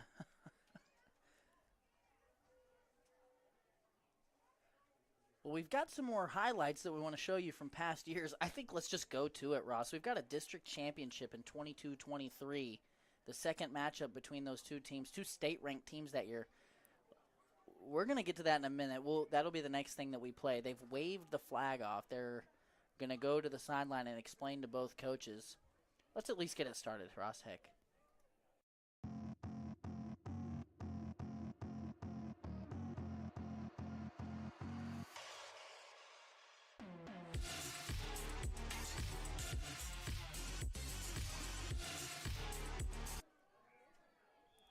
Okay, so wave the flag off, 1st and 10, pistol formation.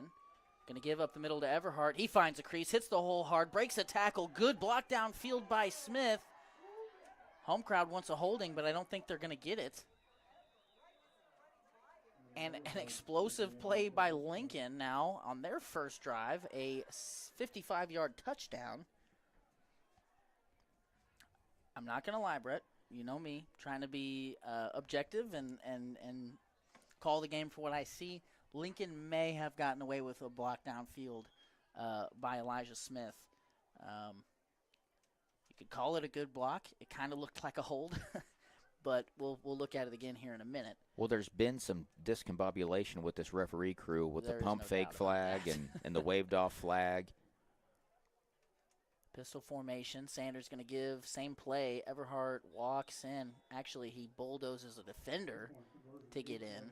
That was Rodriguez there, unable to stop him. So Lincoln answers Cole Cam's 8-point scoring drive with an 8-point scoring drive of their own. Let's go back to 22-23, sorry.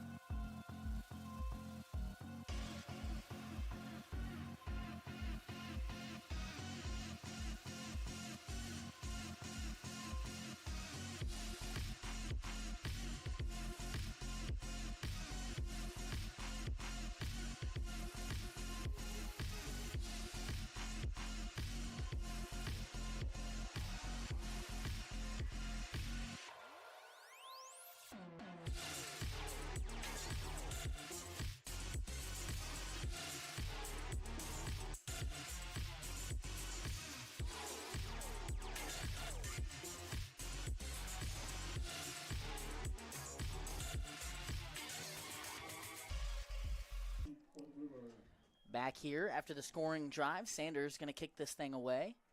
And kind of an onside kick left side, fielded by Peterson. No harm, no foul. However, Cole Camp will have the ball near the 45-yard line. So, Brett, we saw the first half start with some explosivity. Here we've seen it in the third quarter as well. 2 quick scoring drives. We've played less than 3 minutes here in the third quarter, and both teams have added 8 points to their total. Cole Camp now, again, down by 3 scores, and will need to come by some offense if they're going to stay in this game.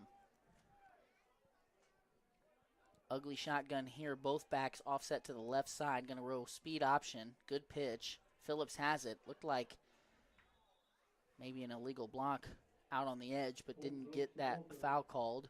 So that'll be a pickup by Phillips of 3. Well, Landon, you hit the nail on the head with Coach Draley. He said we got to get up on the Bluebirds early, and this is exactly why. You know, they've shown they can move the ball. They've shown they can score. Lincoln with a 3-touchdown pad here. You know, you got that bend but don't break mentality. You know you have it, but Lincoln can't break here and give them big plays.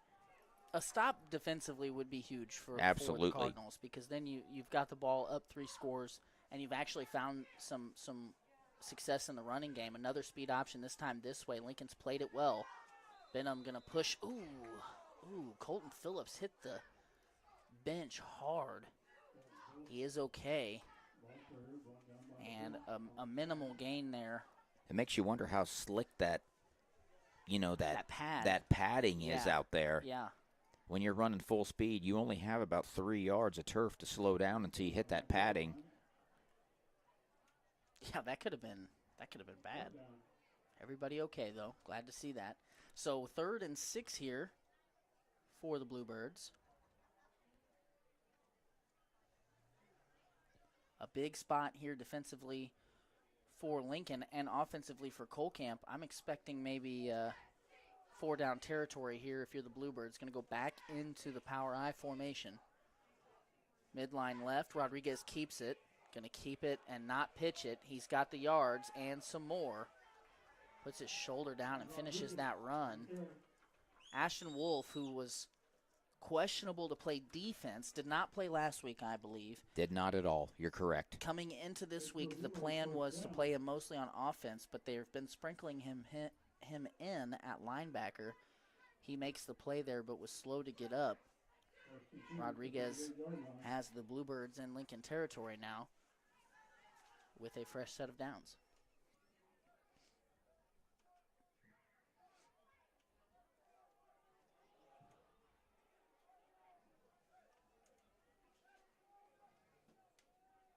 I formation. Midline right. Archambault gets the handoff and picks up a yard.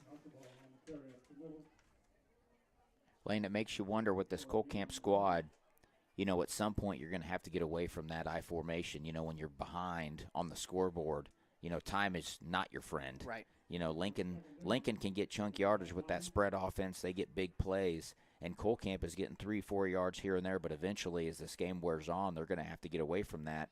And I'm curious to see what their comfort level is there with them. Have they completed a pass tonight? I think they've only attempted one. So no, to answer your question, no, but they haven't really tried either. 6:15 and counting here. Speed option right. Rodriguez puts his foot in the ground, gets upfield, breaks a tackle. Flag comes out away from the play. As it stands, Rodriguez picks up about 4. Wolf is down again, slow to get up.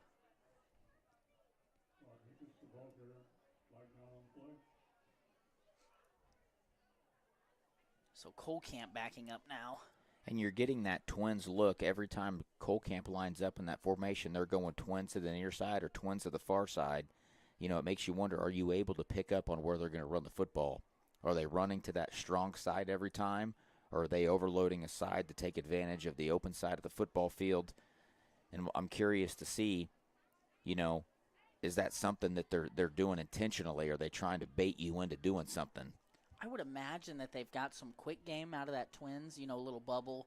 But Lincoln's put 2 guys over the top of the Twins for the most part. So it's not really a numbers advantage when it's 2-on-2 like that. But now, a situation like this, 2nd and about 21, you're looking at, we'll call it 19. You're looking at a passing situation coming up here. If it's not this play, then next. And we'll see what they decide to do. Now in their ugly formation, 2 backs to the near side with a wing back. Fake handoff. Rodriguez up the middle. And he is met by Eckhoff and Harms. Ethan Goshen also on the bottom of that pile. Gain of maybe a half yard.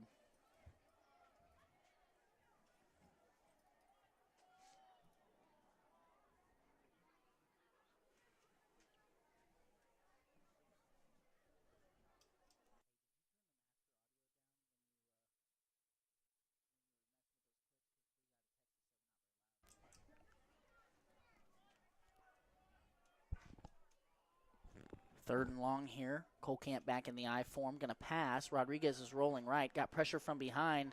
Good looking ball. Wide open is Colton Dickman. And he is drugged down by Sanders inside the 5-yard line. So, Brett, there's your explosive passing play by Cole Camp. They're 1 for 2 on the night. And now we'll have 3 cracks at the end zone. First and goal from the 4.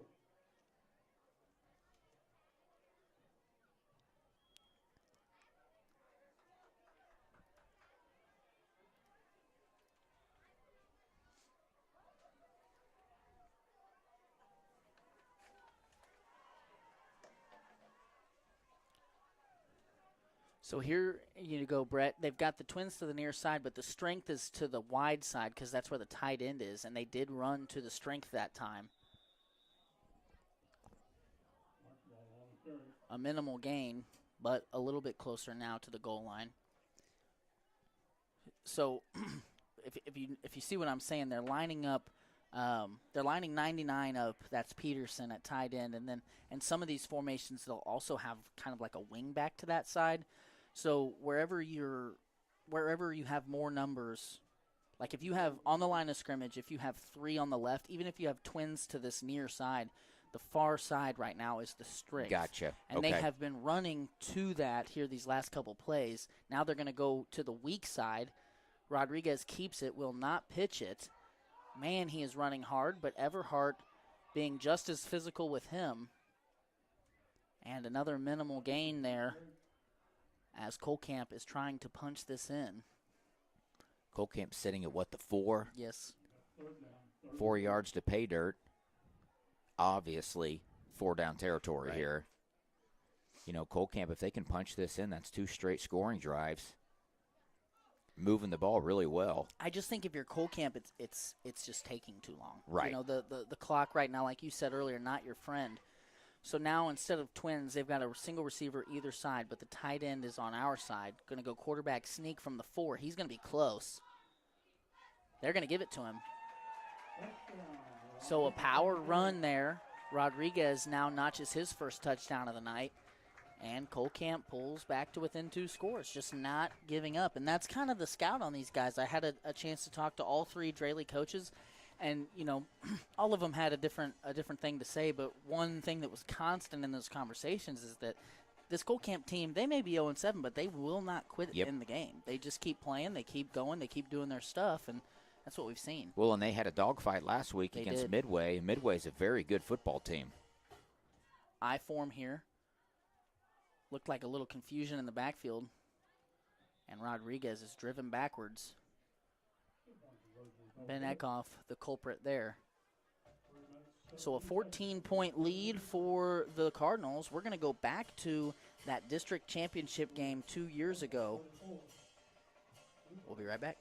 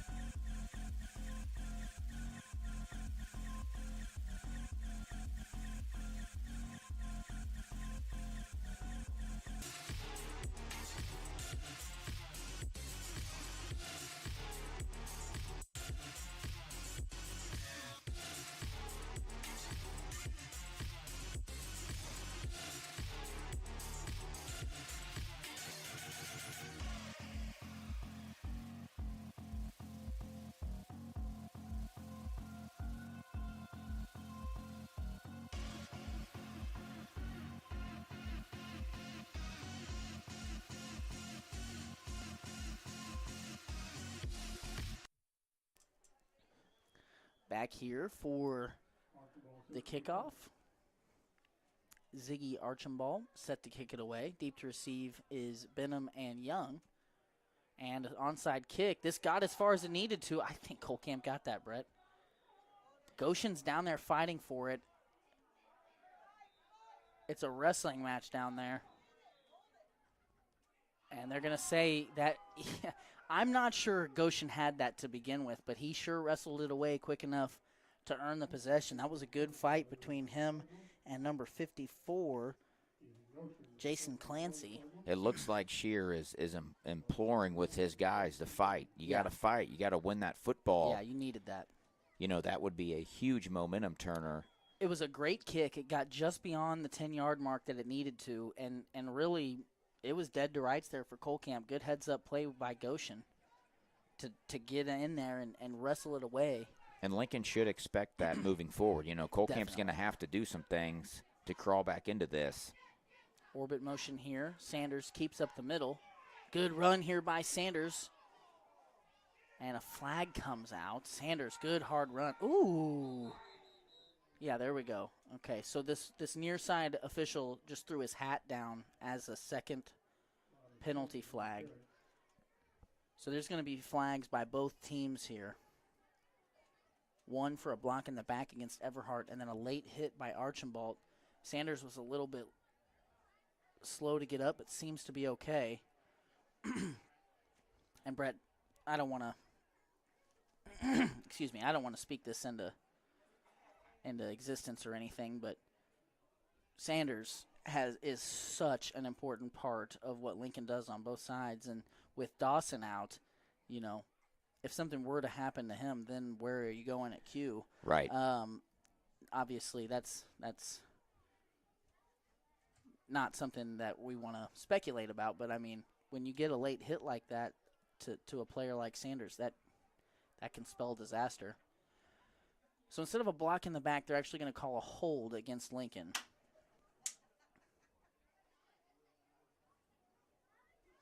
So when you have offsetting penalties like this, I don't know what they're doing. Because really I mean, it's different at all levels, but like obviously in the pros, that would just offset. We would replay first down. But they've stepped off the hold, and now I think they're going to step off. They're going to step off the late hit. That's what it looks like they're going to do.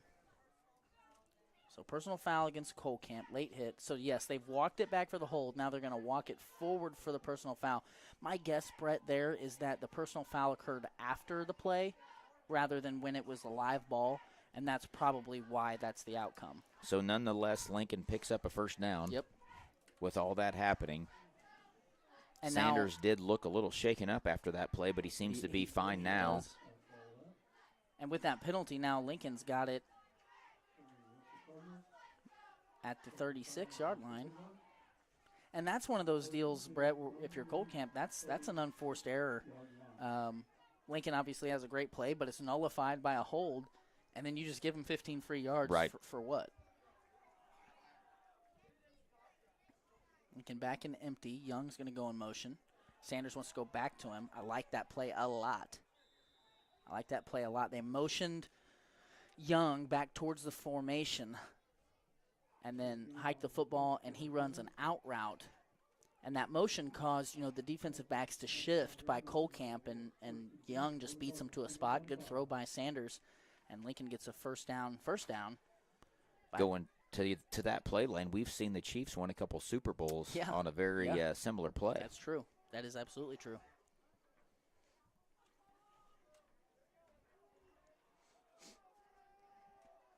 Talking about Chase Young here, Cole Camo has done a really good job keeping him in check minus that first drive.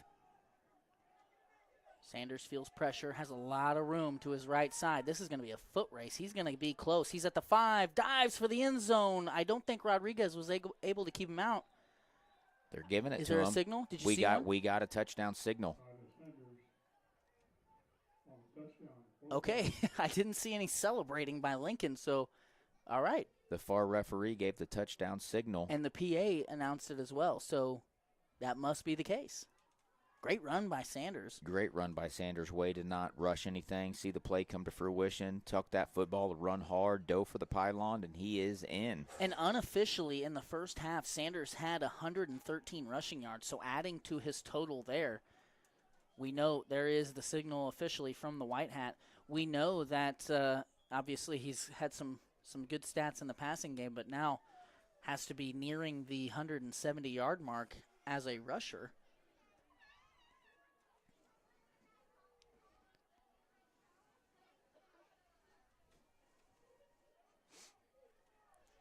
Lincoln back in pistol. We've seen them get creative on these 2 points out of pistol. However, tonight it's been straight dive, and it is that again, and another successful try as Everhart shakes off a couple would-be tacklers and falls into the end zone.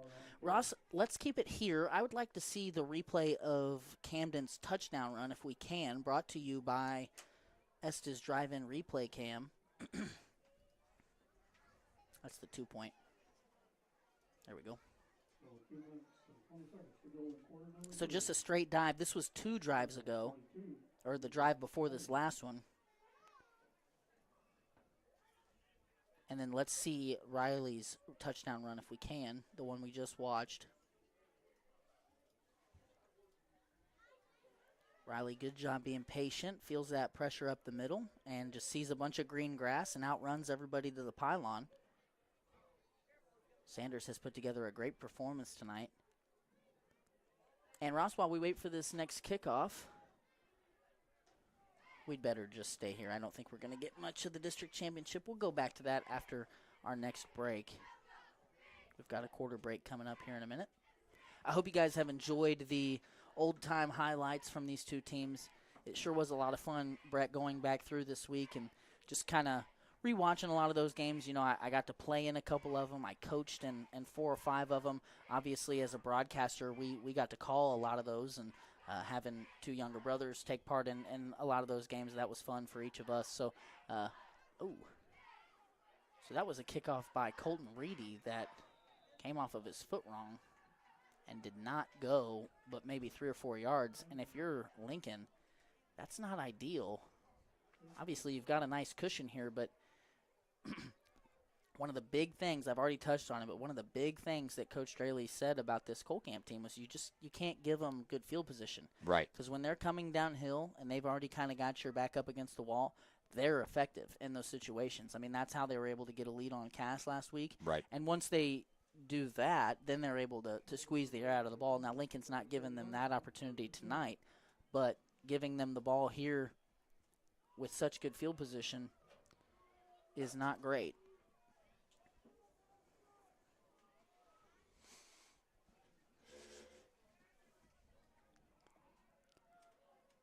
Going to give to Archambault left side. He gets walloped. Ben Eckhoff met Archambault near the line of scrimmage and drove him backwards. Is that a helmet on the ground? Somebody's helmet came off. Archambault's helmet came off.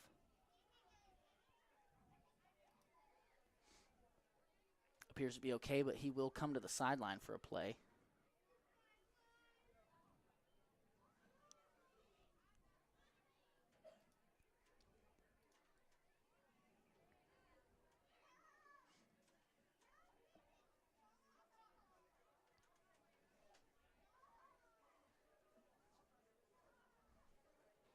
So 2nd and 9.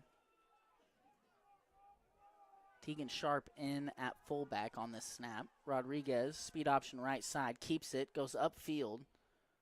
Wrestled down by Ashton Wolf. Cutback gets down inside the 40. At the 37-yard line, going to bring up 3rd down.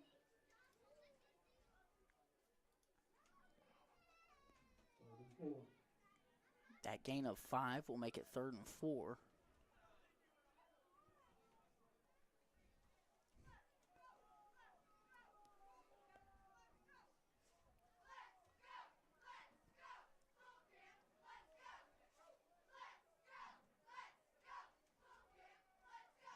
Again, the speed option. Again, Rodriguez puts his foot in the ground and gets north. He's going to pick up 5 and move the sticks. We are inside, almost inside of a minute left here in the 3rd quarter.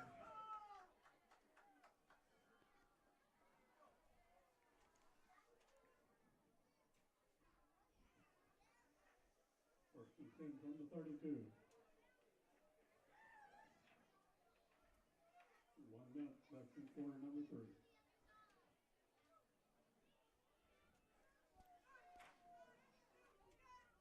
Cole Camp back in I formation. Sharp still in for Archambault.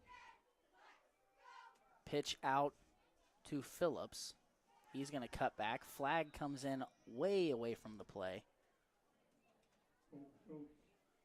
And looks like they're going to call a hold against the Bluebirds. And that is an untimely penalty for the blue team.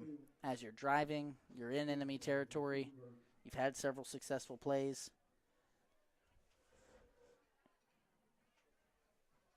And now you're going to back yourself up and be looking at a 1st and long, as time is definitely not in your favor. Not in your favor at all.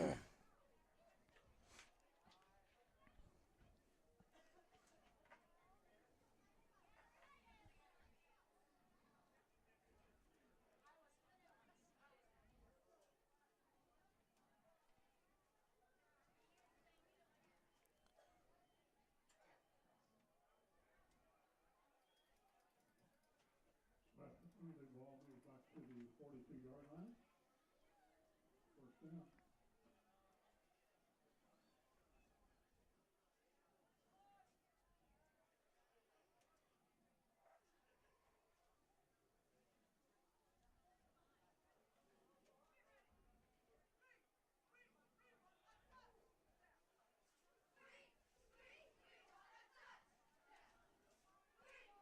This will be the last play of the 3rd quarter.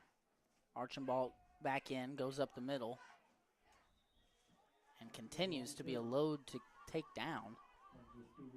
He picks up a couple, and that'll be the end of the 3rd quarter. As the two teams collect themselves and flip sides, we're going to go back to 2022-2023 and watch the rest of the district championship from that year.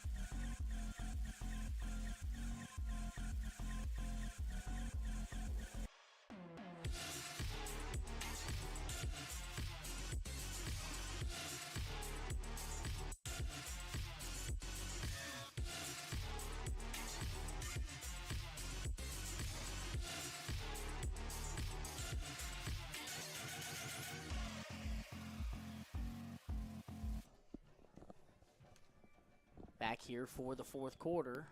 2nd and 17 for the Bluebirds. I formation. And Lincoln jumps off sides.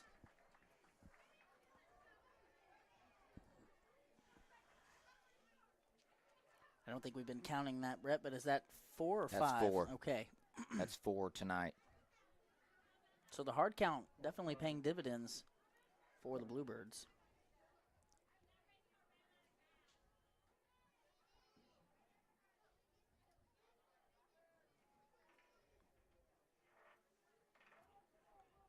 Second and 12 now. No time off the clock here in the 4th quarter.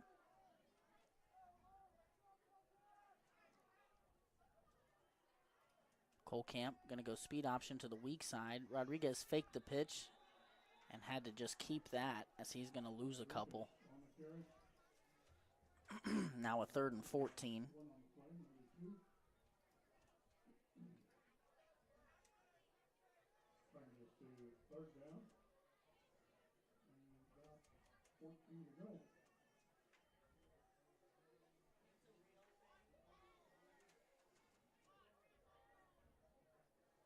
Some Lincoln fans imploring that the defensive line watch the ball. We all heard that one.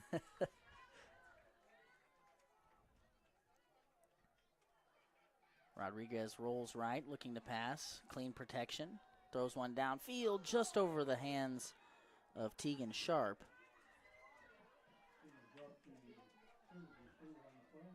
And not the situation you want to be in here if you're Cole Camp, but definitely going to have to go for this Right. down 3 scores.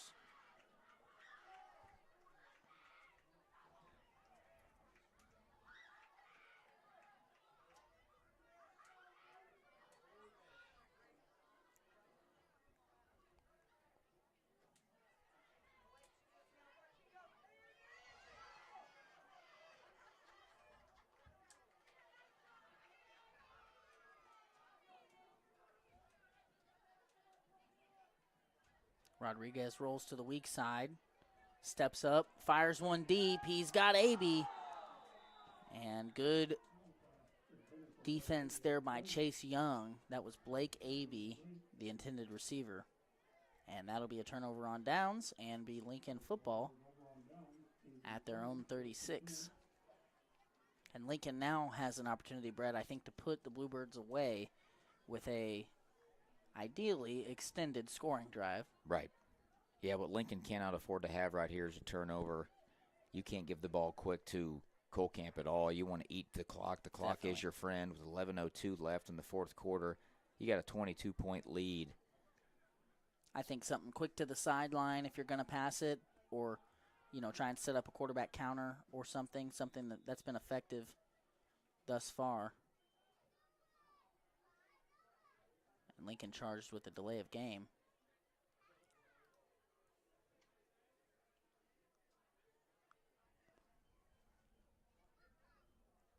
So going to make this a little more difficult on themselves here with a 1st and 15. Brett, do we have any area scores to talk about? I was just looking there.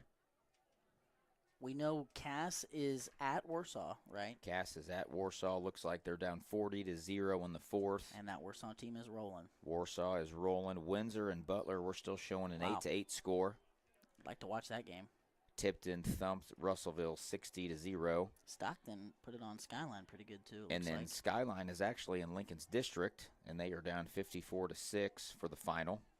So we'll start to see some district. We'll start to see the district taking shape here this week and next week. Lincoln able to get 5 back due to an encroachment by the Bluebirds. Sanders quick to the sideline for Benham, just out of reach. And Lane, I was unaware of it. Cole Camp is actually traveling up to Tipton's district. Crestridge is traveling. Cole Camp is traveling. This Class 1 landscape is really kind of odd due to so many teams dropping down to the 8-man football. Right. That's why Lincoln has played so many Class 2 teams this year, and the Willow Springs and the Lone Jacks and the Holdens. We're going to see that more and more as the years progress. That 8-man field is just exploding right now. There's more 8-man teams than there are Class 1 teams this year. Going to give to Everhart up the middle on 2nd and 10. He's going to bowl through Tegan Sharp and pick up 6. If we go back to the district talk, Lincoln's district is absolutely loaded. You have the number 1 team in the state in Marionville. You have ranked Windsor. You have ranked Adrian. Yep. You have Lincoln in there, obviously. You have Skyline in there. It's a 10-team district. Midway's in there, too, I believe. Midway is also in there. And Midway's competed with several of those teams you mentioned. They have. They've given the Windsors and the Tiptons of the world a much stiffer test than what Lincoln was able to. So this week and next week is huge for seeding implications going into district play. Everhart unable to do much there on 3rd down, picks up maybe a yard. I would say this is a punt situation if you're Lincoln. You've run some clock, but not as much as you'd like to.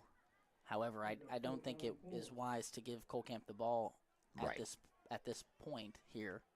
I think looking at what Lincoln has been able to do, if they're able to pull this one out tonight, and then depending on how the Cass Midway game goes next week, Lincoln's probably looking between a 5 to 7 seed. Well, I'm glad you brought that up because that's something that I've been meaning to get to during this game, as we're about to watch likely a punt. It's a fake. Sanders goes left, sees something. He's going to get it and more. Peterson chasing, and Peterson and Aby push Sanders out of bounds after a huge gain on 4th down to move the sticks. So that is a great sign for Lincoln. That'll keep the clock moving and will also keep the ball in their possession. So, Brett, this is an important stretch for Lincoln. Obviously, a win last week against Lone Jack. It's trending towards a win this week against Cole Camp, and you've got an opportunity now to turn it into a winning streak with a third game. That's going to be at home against Midway. We will have that game on the Lincoln Cardinal Sports Network, but an opportunity to finish your season 3-0, an opportunity to finish the regular season with a winning record of 5-4 as Everhart takes a dive handoff and picks up 3. I mentioned that to Coach Straley. I wanted to be careful because first of all, you can never take a team lightly, especially in a rivalry game, no matter what the record is. And I think Lincoln came in prepared to play this game the right way. But I tried to get him to look ahead a little bit as much as he will, because I know he won't. But he did admit that this is a big stretch for them, and they're finally trending towards healthy, too. Obviously, Parrott didn't go this week, but was a game-time decision and will likely play next week, as we see a 2nd and 7 quarterback keeper up the middle. Sanders picks up a few. But it's just an important stretch, and Midway is a good football team. Like we've said, they've competed. They gave it to Lincoln last year in the final week of the season, and if you can, this is something that we talked about early in this season when we looked at the first 6 weeks of the schedule, and we saw, okay, this is a bear of a schedule. Right. Lincoln's going to have their work cut out for them in several of those. That proved to be true. But we also knew they had a chance to be around 500 or better going into districts and possibly playing their best football. And I think that's what we're seeing. And that's an exciting prospect if you're a Lincoln Cardinal fan, as Young takes a jet sweep. And a flag comes out. Cook is going to get whistled for a block in the back. Young is going to turn this into a touchdown. It's not going to count, but another instance of Young being a tough tackle. But, Brett, I just really want to hit that home that this is such an important time for this Lincoln team as far as confidence goes, and I think that this game should serve as a confidence booster. I think you're right, Lane, and I think if Lincoln can come out of this game unscathed and healthy, presumably getting the win with only 7:21 left with a 22-point lead, Midway's a big game. Mm-hmm. Midway is a district opponent, and I think the way the seeding can shake out, if you're Lincoln, that's a big game because that determines who your first-round opponent's going to be. Right. You have three teams ranked in the top 5 in the state, top 10 for sure. And Marionville's a Sherlock number 1. Adrian's top 5. Windsor's been in the top 10 all season. And you don't want to see one of those 3 in the first round. No, I think you're absolutely right. I think if you can avoid one of those 3 and have a winnable district game to start, not that those other games wouldn't be, but just have one to get right. Benham wide open. Sanders just missed him. Still had a chance. I mean, that was one of those odd adjust-over-your-shoulder type plays. Benham just couldn't get adjusted to it. Sanders took a hit as he was throwing it. That'll bring up 4th down, and we'll stop the clock at 7:14. You're just absolutely right. If you could get a game against a team that you feel good about, potentially host a game, if you can get high enough up in the rankings. I didn't want to prep much for the district standings this week because I knew that this week was going to have pretty big implications. We could start looking at it if you I think you're headed to pulling that up. But, next week will be a big test, and we'll shake the district up significantly for Lincoln, depending on the outcome. Benham just going to take the handoff up the middle, and Lincoln going to give the ball back to Cole Camp at their own 30. Cole Camp with their work cut out for them here with 7:10 left to play. We know explosive plays, not really their forte offensively.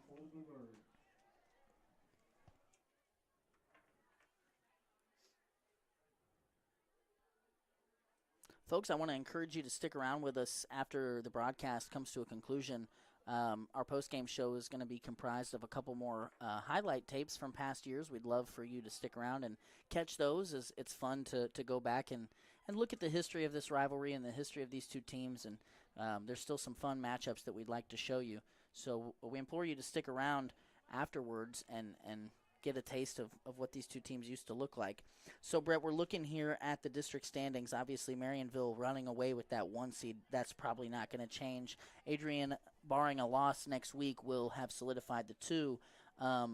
And then Ashgrove Windsor, that 3-4 spot kind of up for grabs. And really, after that, the 5, 6, 7 is all muddled up. You've got Pierce City, Midway, and Lincoln there. Now, the Lincoln Midway game will be significant because regardless of district points and win-loss, the winner of the head-to-head will jump the other one. Trumps that. Right. So, that game's going to play a factor. Pierce City right now nestled between those two and Windsor. Pierce City this week picked up a win against Miller, it looks like, and will play Stockton next week. We know Stockton just put it on Skyline, and Pierce City did that to Skyline a few weeks ago, so that should be a good game. Archambault picking his way through traffic. He's going to get driven backwards by Matthew Cook. A lot of big hits out there and a minimal gain on second down. So if Pierce City were to lose to Stockton and Lincoln were to beat Midway, a lot of ifs, nothing's given in this game. But if something like that were to happen, Lincoln could jump up into that 5 spot. And because it's a 10-team district, I haven't looked at the bracket. I don't know if you have. I have not. I don't know if that's going to be 1 and 2 get a first-round bye. So then 3 plays 10, 4 plays 9, and so on. I don't know how that's going to shake out. We will be more prepared for that talking point next week once we have a better idea of the landscape. But that gives you kind of an idea. Right, and I would assume if Windsor's ranked, Ash Grove's got to be ranked. Okay, so speed option right side spells disaster for the Bluebirds as Miles Harms falls on a fumble. Lincoln will have the ball at the Cole Camp 20 with an opportunity to put this way out of reach. Say that again? I was saying Windsor has been ranked in the top 10 of Class 1. Ash Grove currently sitting above them in district standings. I'm assuming they're probably ranked as well. I think there's a chance as we look at some of their wins and losses. They did not beat Skyline by as much as Stockton did and actually lost to Stockton.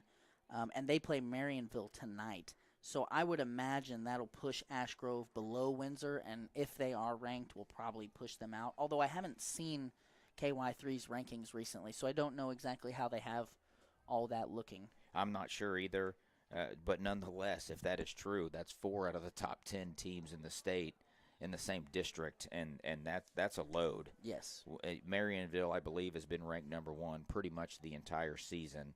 Adrian, we know, they're just a powerhouse of a program with their only loss coming to Warsaw, which Warsaw's 4th in Class 2. Right. And Adrian had the lead the entire game and ended up losing 21-28. So we know that. Midway lost to Adrian 26-0. So, Midway has had some pretty big games. They played tight with Windsor, too. They were very tight. And let me see. I can pull that up here. So the first down play went nowhere thanks to a tackle at the line of scrimmage by Clancy. Smith gets his second handoff in a row, spins out of a tackle, and falls forward down to the 9. That'll move the sticks and bring up 1st and goal for the Cardinals. So, Lane, if we look at common opponents here, Midway beat Lone Jack 46-7. Okay, Lincoln beat Lone Jack. I have that here for us. Give me 1 second. I'll tell you. That score, Lincoln won 46-32, but you mentioned playing without 4 starters. Right. They lost to Adrian 26-0. And that was 48-8 in Adrian's favor against Lincoln, but we also know that was a very competitive game for 2.5 or almost 3 quarters. Right. They beat Crestridge 32-8. And Lincoln beat Crestridge 50-34. They lost to Windsor 22-0. That was 38-6 in Windsor's favor against Lincoln. And then just last week, Midway beat Cole Camp 22-14, and were trailing pretty much the entire game. They were down by 6 with 6 minutes left. Okay, so next week is going to be a very competitive football game, or at least if you look at comparable scores. Which that can be dangerous. We Right. know that as well as anybody. Right. That can be dangerous, but I think you're right. I mean, I think that at a baseline, you can expect those two teams to be competitive with one another. So this Pierce City, Midway, Lincoln kind of jumble here, you're looking from going to the 5 to the 8 seed in a matter of a game. Right. So, next week, Lincoln's presumably going to pull this one out here, and then next week against Midway can have some serious implications on the district game. Sanders is going to throw a touchdown pass to Ben Eckhoff in the back of the end zone. Touchdown pass complete. Colcamp had already started using their timeouts while we were talking. They took at least one. And Sanders connects with Eckhoff and throws for, I believe, his 4th touchdown pass of the game and has a rushing touchdown to go with it. And, Lane, one thing to keep in mind here, you know, Skyline has lost to 3 or 4 district opponents by a large margin, but we also know Skyline plays a little bit bigger schools. Right. You know, they're down there kind of in that southern belt of football. So, you know, them playing Class 1 football in districts could bode well for them. You know, that could be a sneaky 7-8 seed. To play devil's advocate, like you like to do, and I mean this with all due respect, I don't think Skyline's very Right. good this year. From what I've heard, I think they've been struggling. You're not wrong. They have played kind of a host of larger schools. But by all accounts, they've kind of been down this year. Ross, let's watch a little bit more of that district championship from 2 years ago while we sit here and wait for the next kickoff.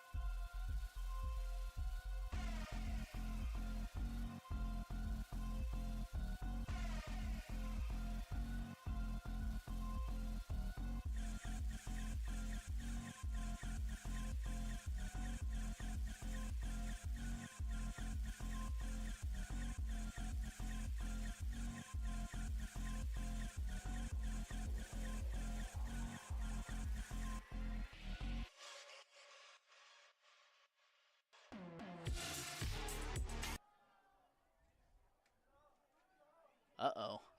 Rodriguez has it and runs through Larry Roberts, but Larry Roberts does make the stop.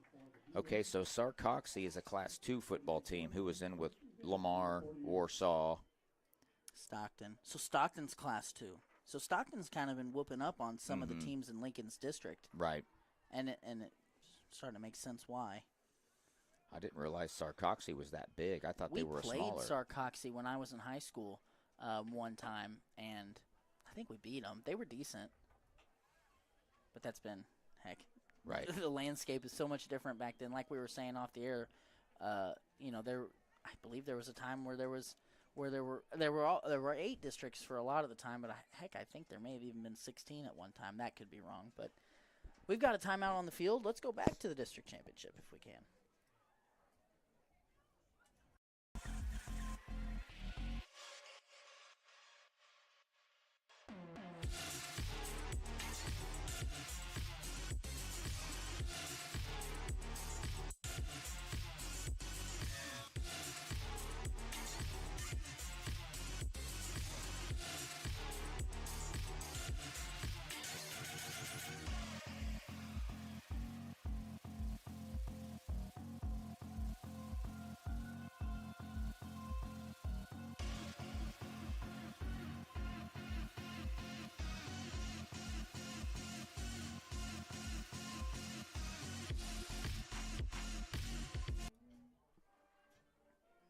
Okay, after the timeout, Colcamp has the ball near midfield, I formation, trailing by 20. Rodriguez keeps left side, and he's going to get out of bounds after a gain of about 10. Out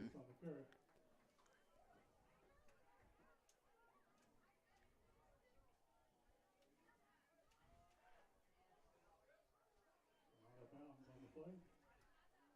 For the 40 brings up a first down for the Bluebirds. First and 10 for the Bluebirds. It's outside the 40-yard line.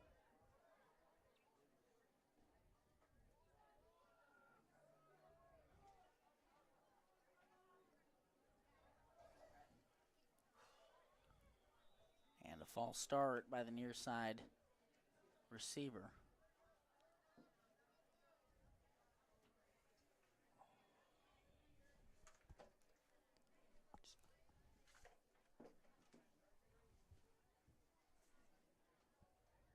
Call against the Bluebirds. That's his first and 15 from just inside the 46-yard line. So after the false start, Cole Camo will be looking at 1st and 15.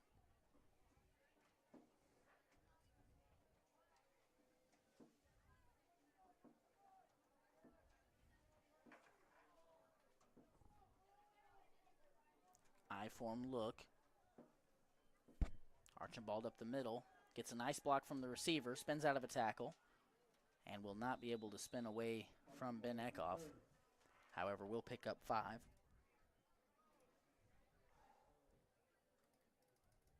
Actually, that was more than 5. They're looking at a 2nd and 6 here.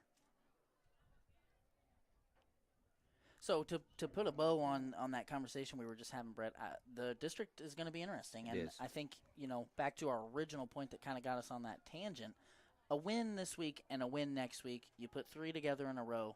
Presumably you're playing your best football of the season. You're as healthy as you've been. Even without Parrott, they're as healthy as they've been. And you assume that he's going to be back as Archambault spins inside, tackled by Eckhoff and just about every other Lincoln Cardinal on the field. He is going to pick up the 6 and move the sticks, though. But, it'll be interesting to see how it shakes out. I'm excited to get into Misha this weekend and kind of look at who all's playing and kind of see what the district might look like after another week goes by. I think that what is clear to me is that Lincoln's going to be a tough out either way. So. And I think even if they do get a team they've played this year, they have reason to have confidence going into those games and should approach them as they are, that they could win and should win. Rodriguez uncorks one, looking for Diekman, but will not connect. And I think you're right, Lane. And, if Parrott comes back, which I don't know what the diagnosis is on his injury. I know he was day-to-day today, but I'm not sure, his outlook on the remainder of the season, if it's going to be game time every week, if they're kind of holding him, for a big game or. I talked with, I don't want to talk out of school or anything, but I had some conversations today even, and I think that there was a chance he could play today. I just ultimately I don't think it made sense, and I think he's going to be ready to go next week. Did they say what his injury was?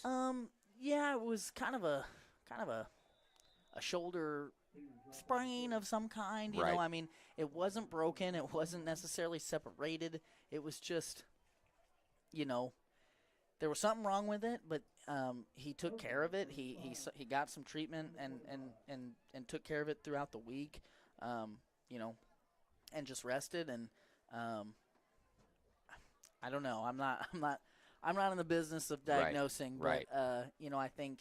Nonetheless, he can be back this I think season. that there's. Oh yeah, no, they were very, very much feeling like it was not threatening to the season.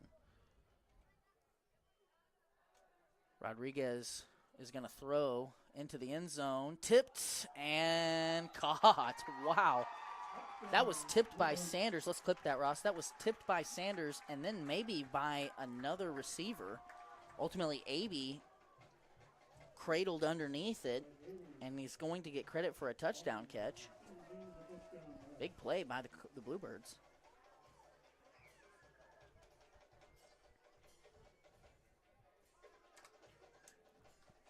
It was tipped by Sanders, and I think Sharp touched it as well before it fell into the hands of Blake Aby. And the score is now 40-26. Cole Camo going to go for one here. It's a fake. Rodriguez has a man, and they converted. That's Diekman on the catch. And don't look now, but it's...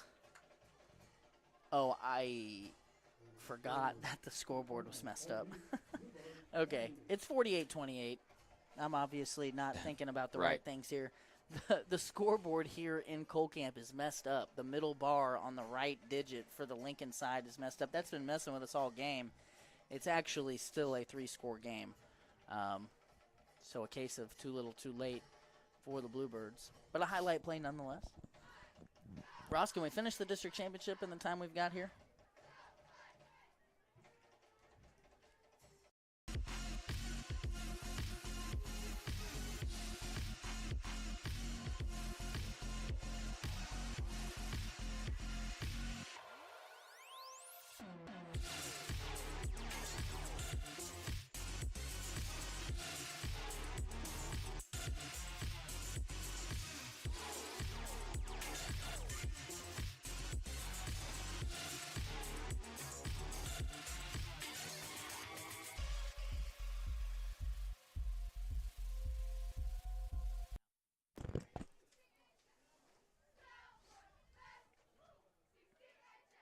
Onside kick here, fielded by Goshen.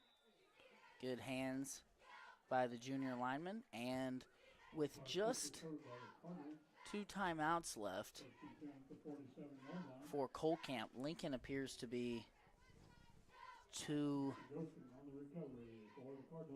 Sorry, we didn't get that timeout in earlier. They did take one earlier. Lincoln is down to a first down, icing this game, I believe.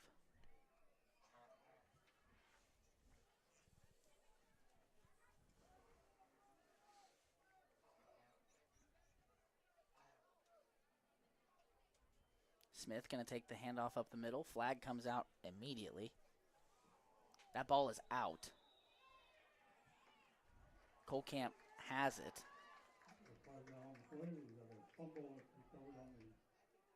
I'm going to anticipate that was a penalty against Lincoln. It was a hold. That's going to be declined and will be Cole Camp football at the Lincoln 48. First and 10 at the 48-yard line. And while, Brett, realistically, this game's out of reach, first of all, never say never, but I think this is something to build on for Cole Camp. They just don't quit. Right. Like, they haven't given up. They're playing hard. I mean, you had 3 guys trying to get that ball out. And then, oh, my gosh. That was a double handoff. You don't see that very often. Rodriguez handed it off to Archambault. Archambault had 3 Lincoln defenders on him and handed it back off to Rodriguez. You do not see that every day. No, you don't. That reminds me of the play in the Adrian game where the Lincoln running back inexplicably lateraled the ball on 1st and goal with 2 minutes left to his quarterback, who scored, by the way, the winning touchdown. That was a fun game to call. We were a part of that one. That one was crazy. And I think we might have came out of our shorts. I had never seen that before. That was a first. This was a first, seeing the double handoff there. Rodriguez with pressure throws it late, and good defense by Sanders and Bowman. That was one of those Coach Draley, no, yes, yes, yes moments.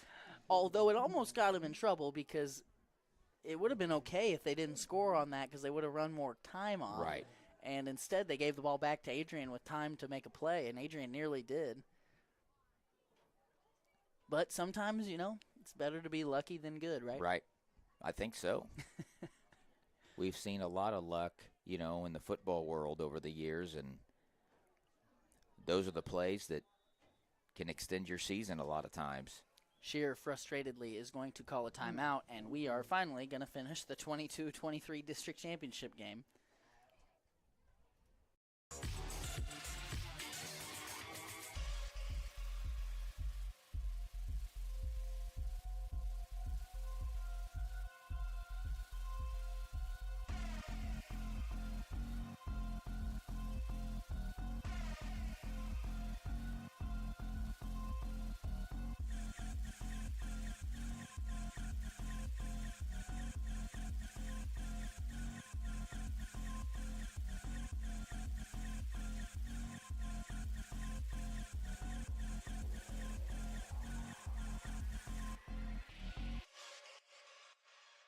Left.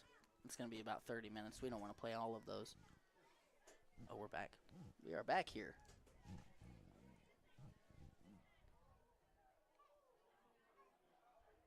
I was just discussing with our computer operator if we were going to, how many of these games we were going to play after the game. We've got 5 more highlight videos. I don't think that we'll play them all, but we do want to encourage you guys to stay around after the broadcast or after the game ends, because we are going to show a couple more games as we're packing up and getting out of here.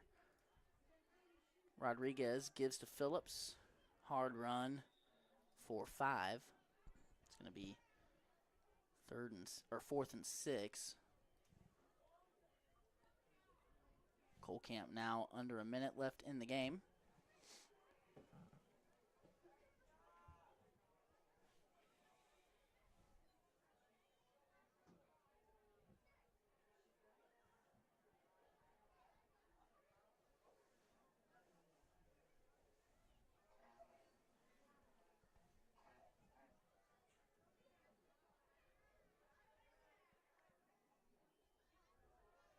Phillips.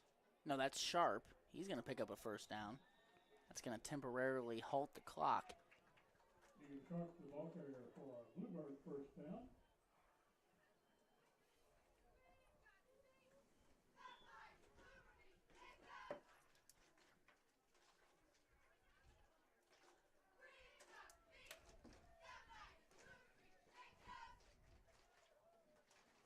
And this may be the last play of the game.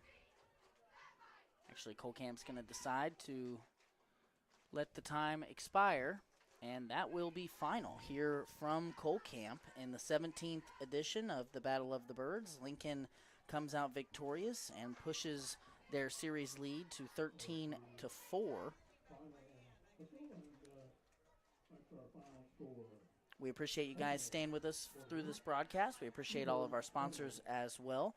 Ross, let's go and let's watch the 2020-2021 district game if we can. This is one of the few times that Cole Camp has gotten the best of Lincoln in the last few years. This was a district game back in 2020. Let's see it.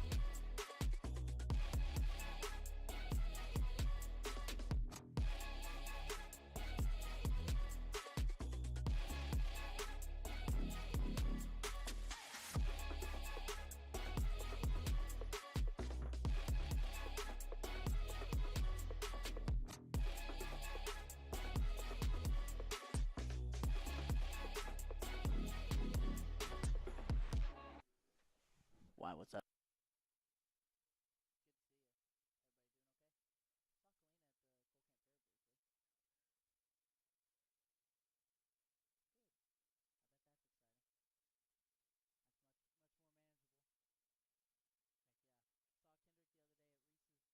to see you. Everybody doing okay? Saw Colleen at the Cole Camp Fair briefly. Good. I bet that's exciting. That's much more manageable. Heck yeah. Saw Kendrick the other day at Reese's diaper party. He seemed to be doing well. Glad to be home. Good. That's great. That's great. Good deal. It's good to see you too. Take care. Okay, so we are back here. We're going to do a brief tale of the tape for our post-game show, brought to you by Community National Bank and Trust. So as far as yardage goes and first downs go, a pretty even game. Lincoln's execution was better, especially in the first half.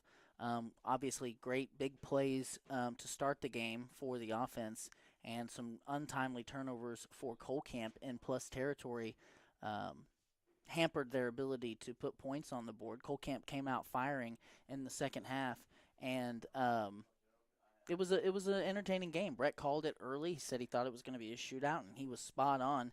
Of those rushing yards, Riley Sanders with a tremendous game, 160 yards on the ground with a score. He also threw for 131 yards and 3 scores. And Chase Young on the receiving end of one of those had 85 yards. All of this unofficial, of course. Ben Eckhoff with 1 catch for 9 yards and a touchdown, and Camden Everhart had a catch for a 22-yard touchdown. Braden Benham also had a touchdown, a 4-yarder. So actually, Riley Sanders threw for 4 touchdowns and ran for another. So quite a game for the junior signal caller. Now, we promised that we would show another game from the past here as we're just going to give you a little nightcap, a little highlight video to watch as you fall asleep tonight. We're going to go probably to my favorite game on this lineup, the 22-23 regular season game. One of the most competitive games that I've ever watched. It was one of the most fun, one of the best times I've ever had calling a game. This was the regular season matchup between 2 state-ranked teams here in Benton County. And this will be the last thing we show tonight, and then we will be live next week in we'll actually be in Lincoln with the Cass Midway game. So if you can't be there in person, be sure to tune in with us. This will be it for me, signing off for myself and Brett Bryant, Zayden Cole on the computer, Benton Paxton, Zachiel Cole on the stats, and Ross Johnson on the computer. Have a good night.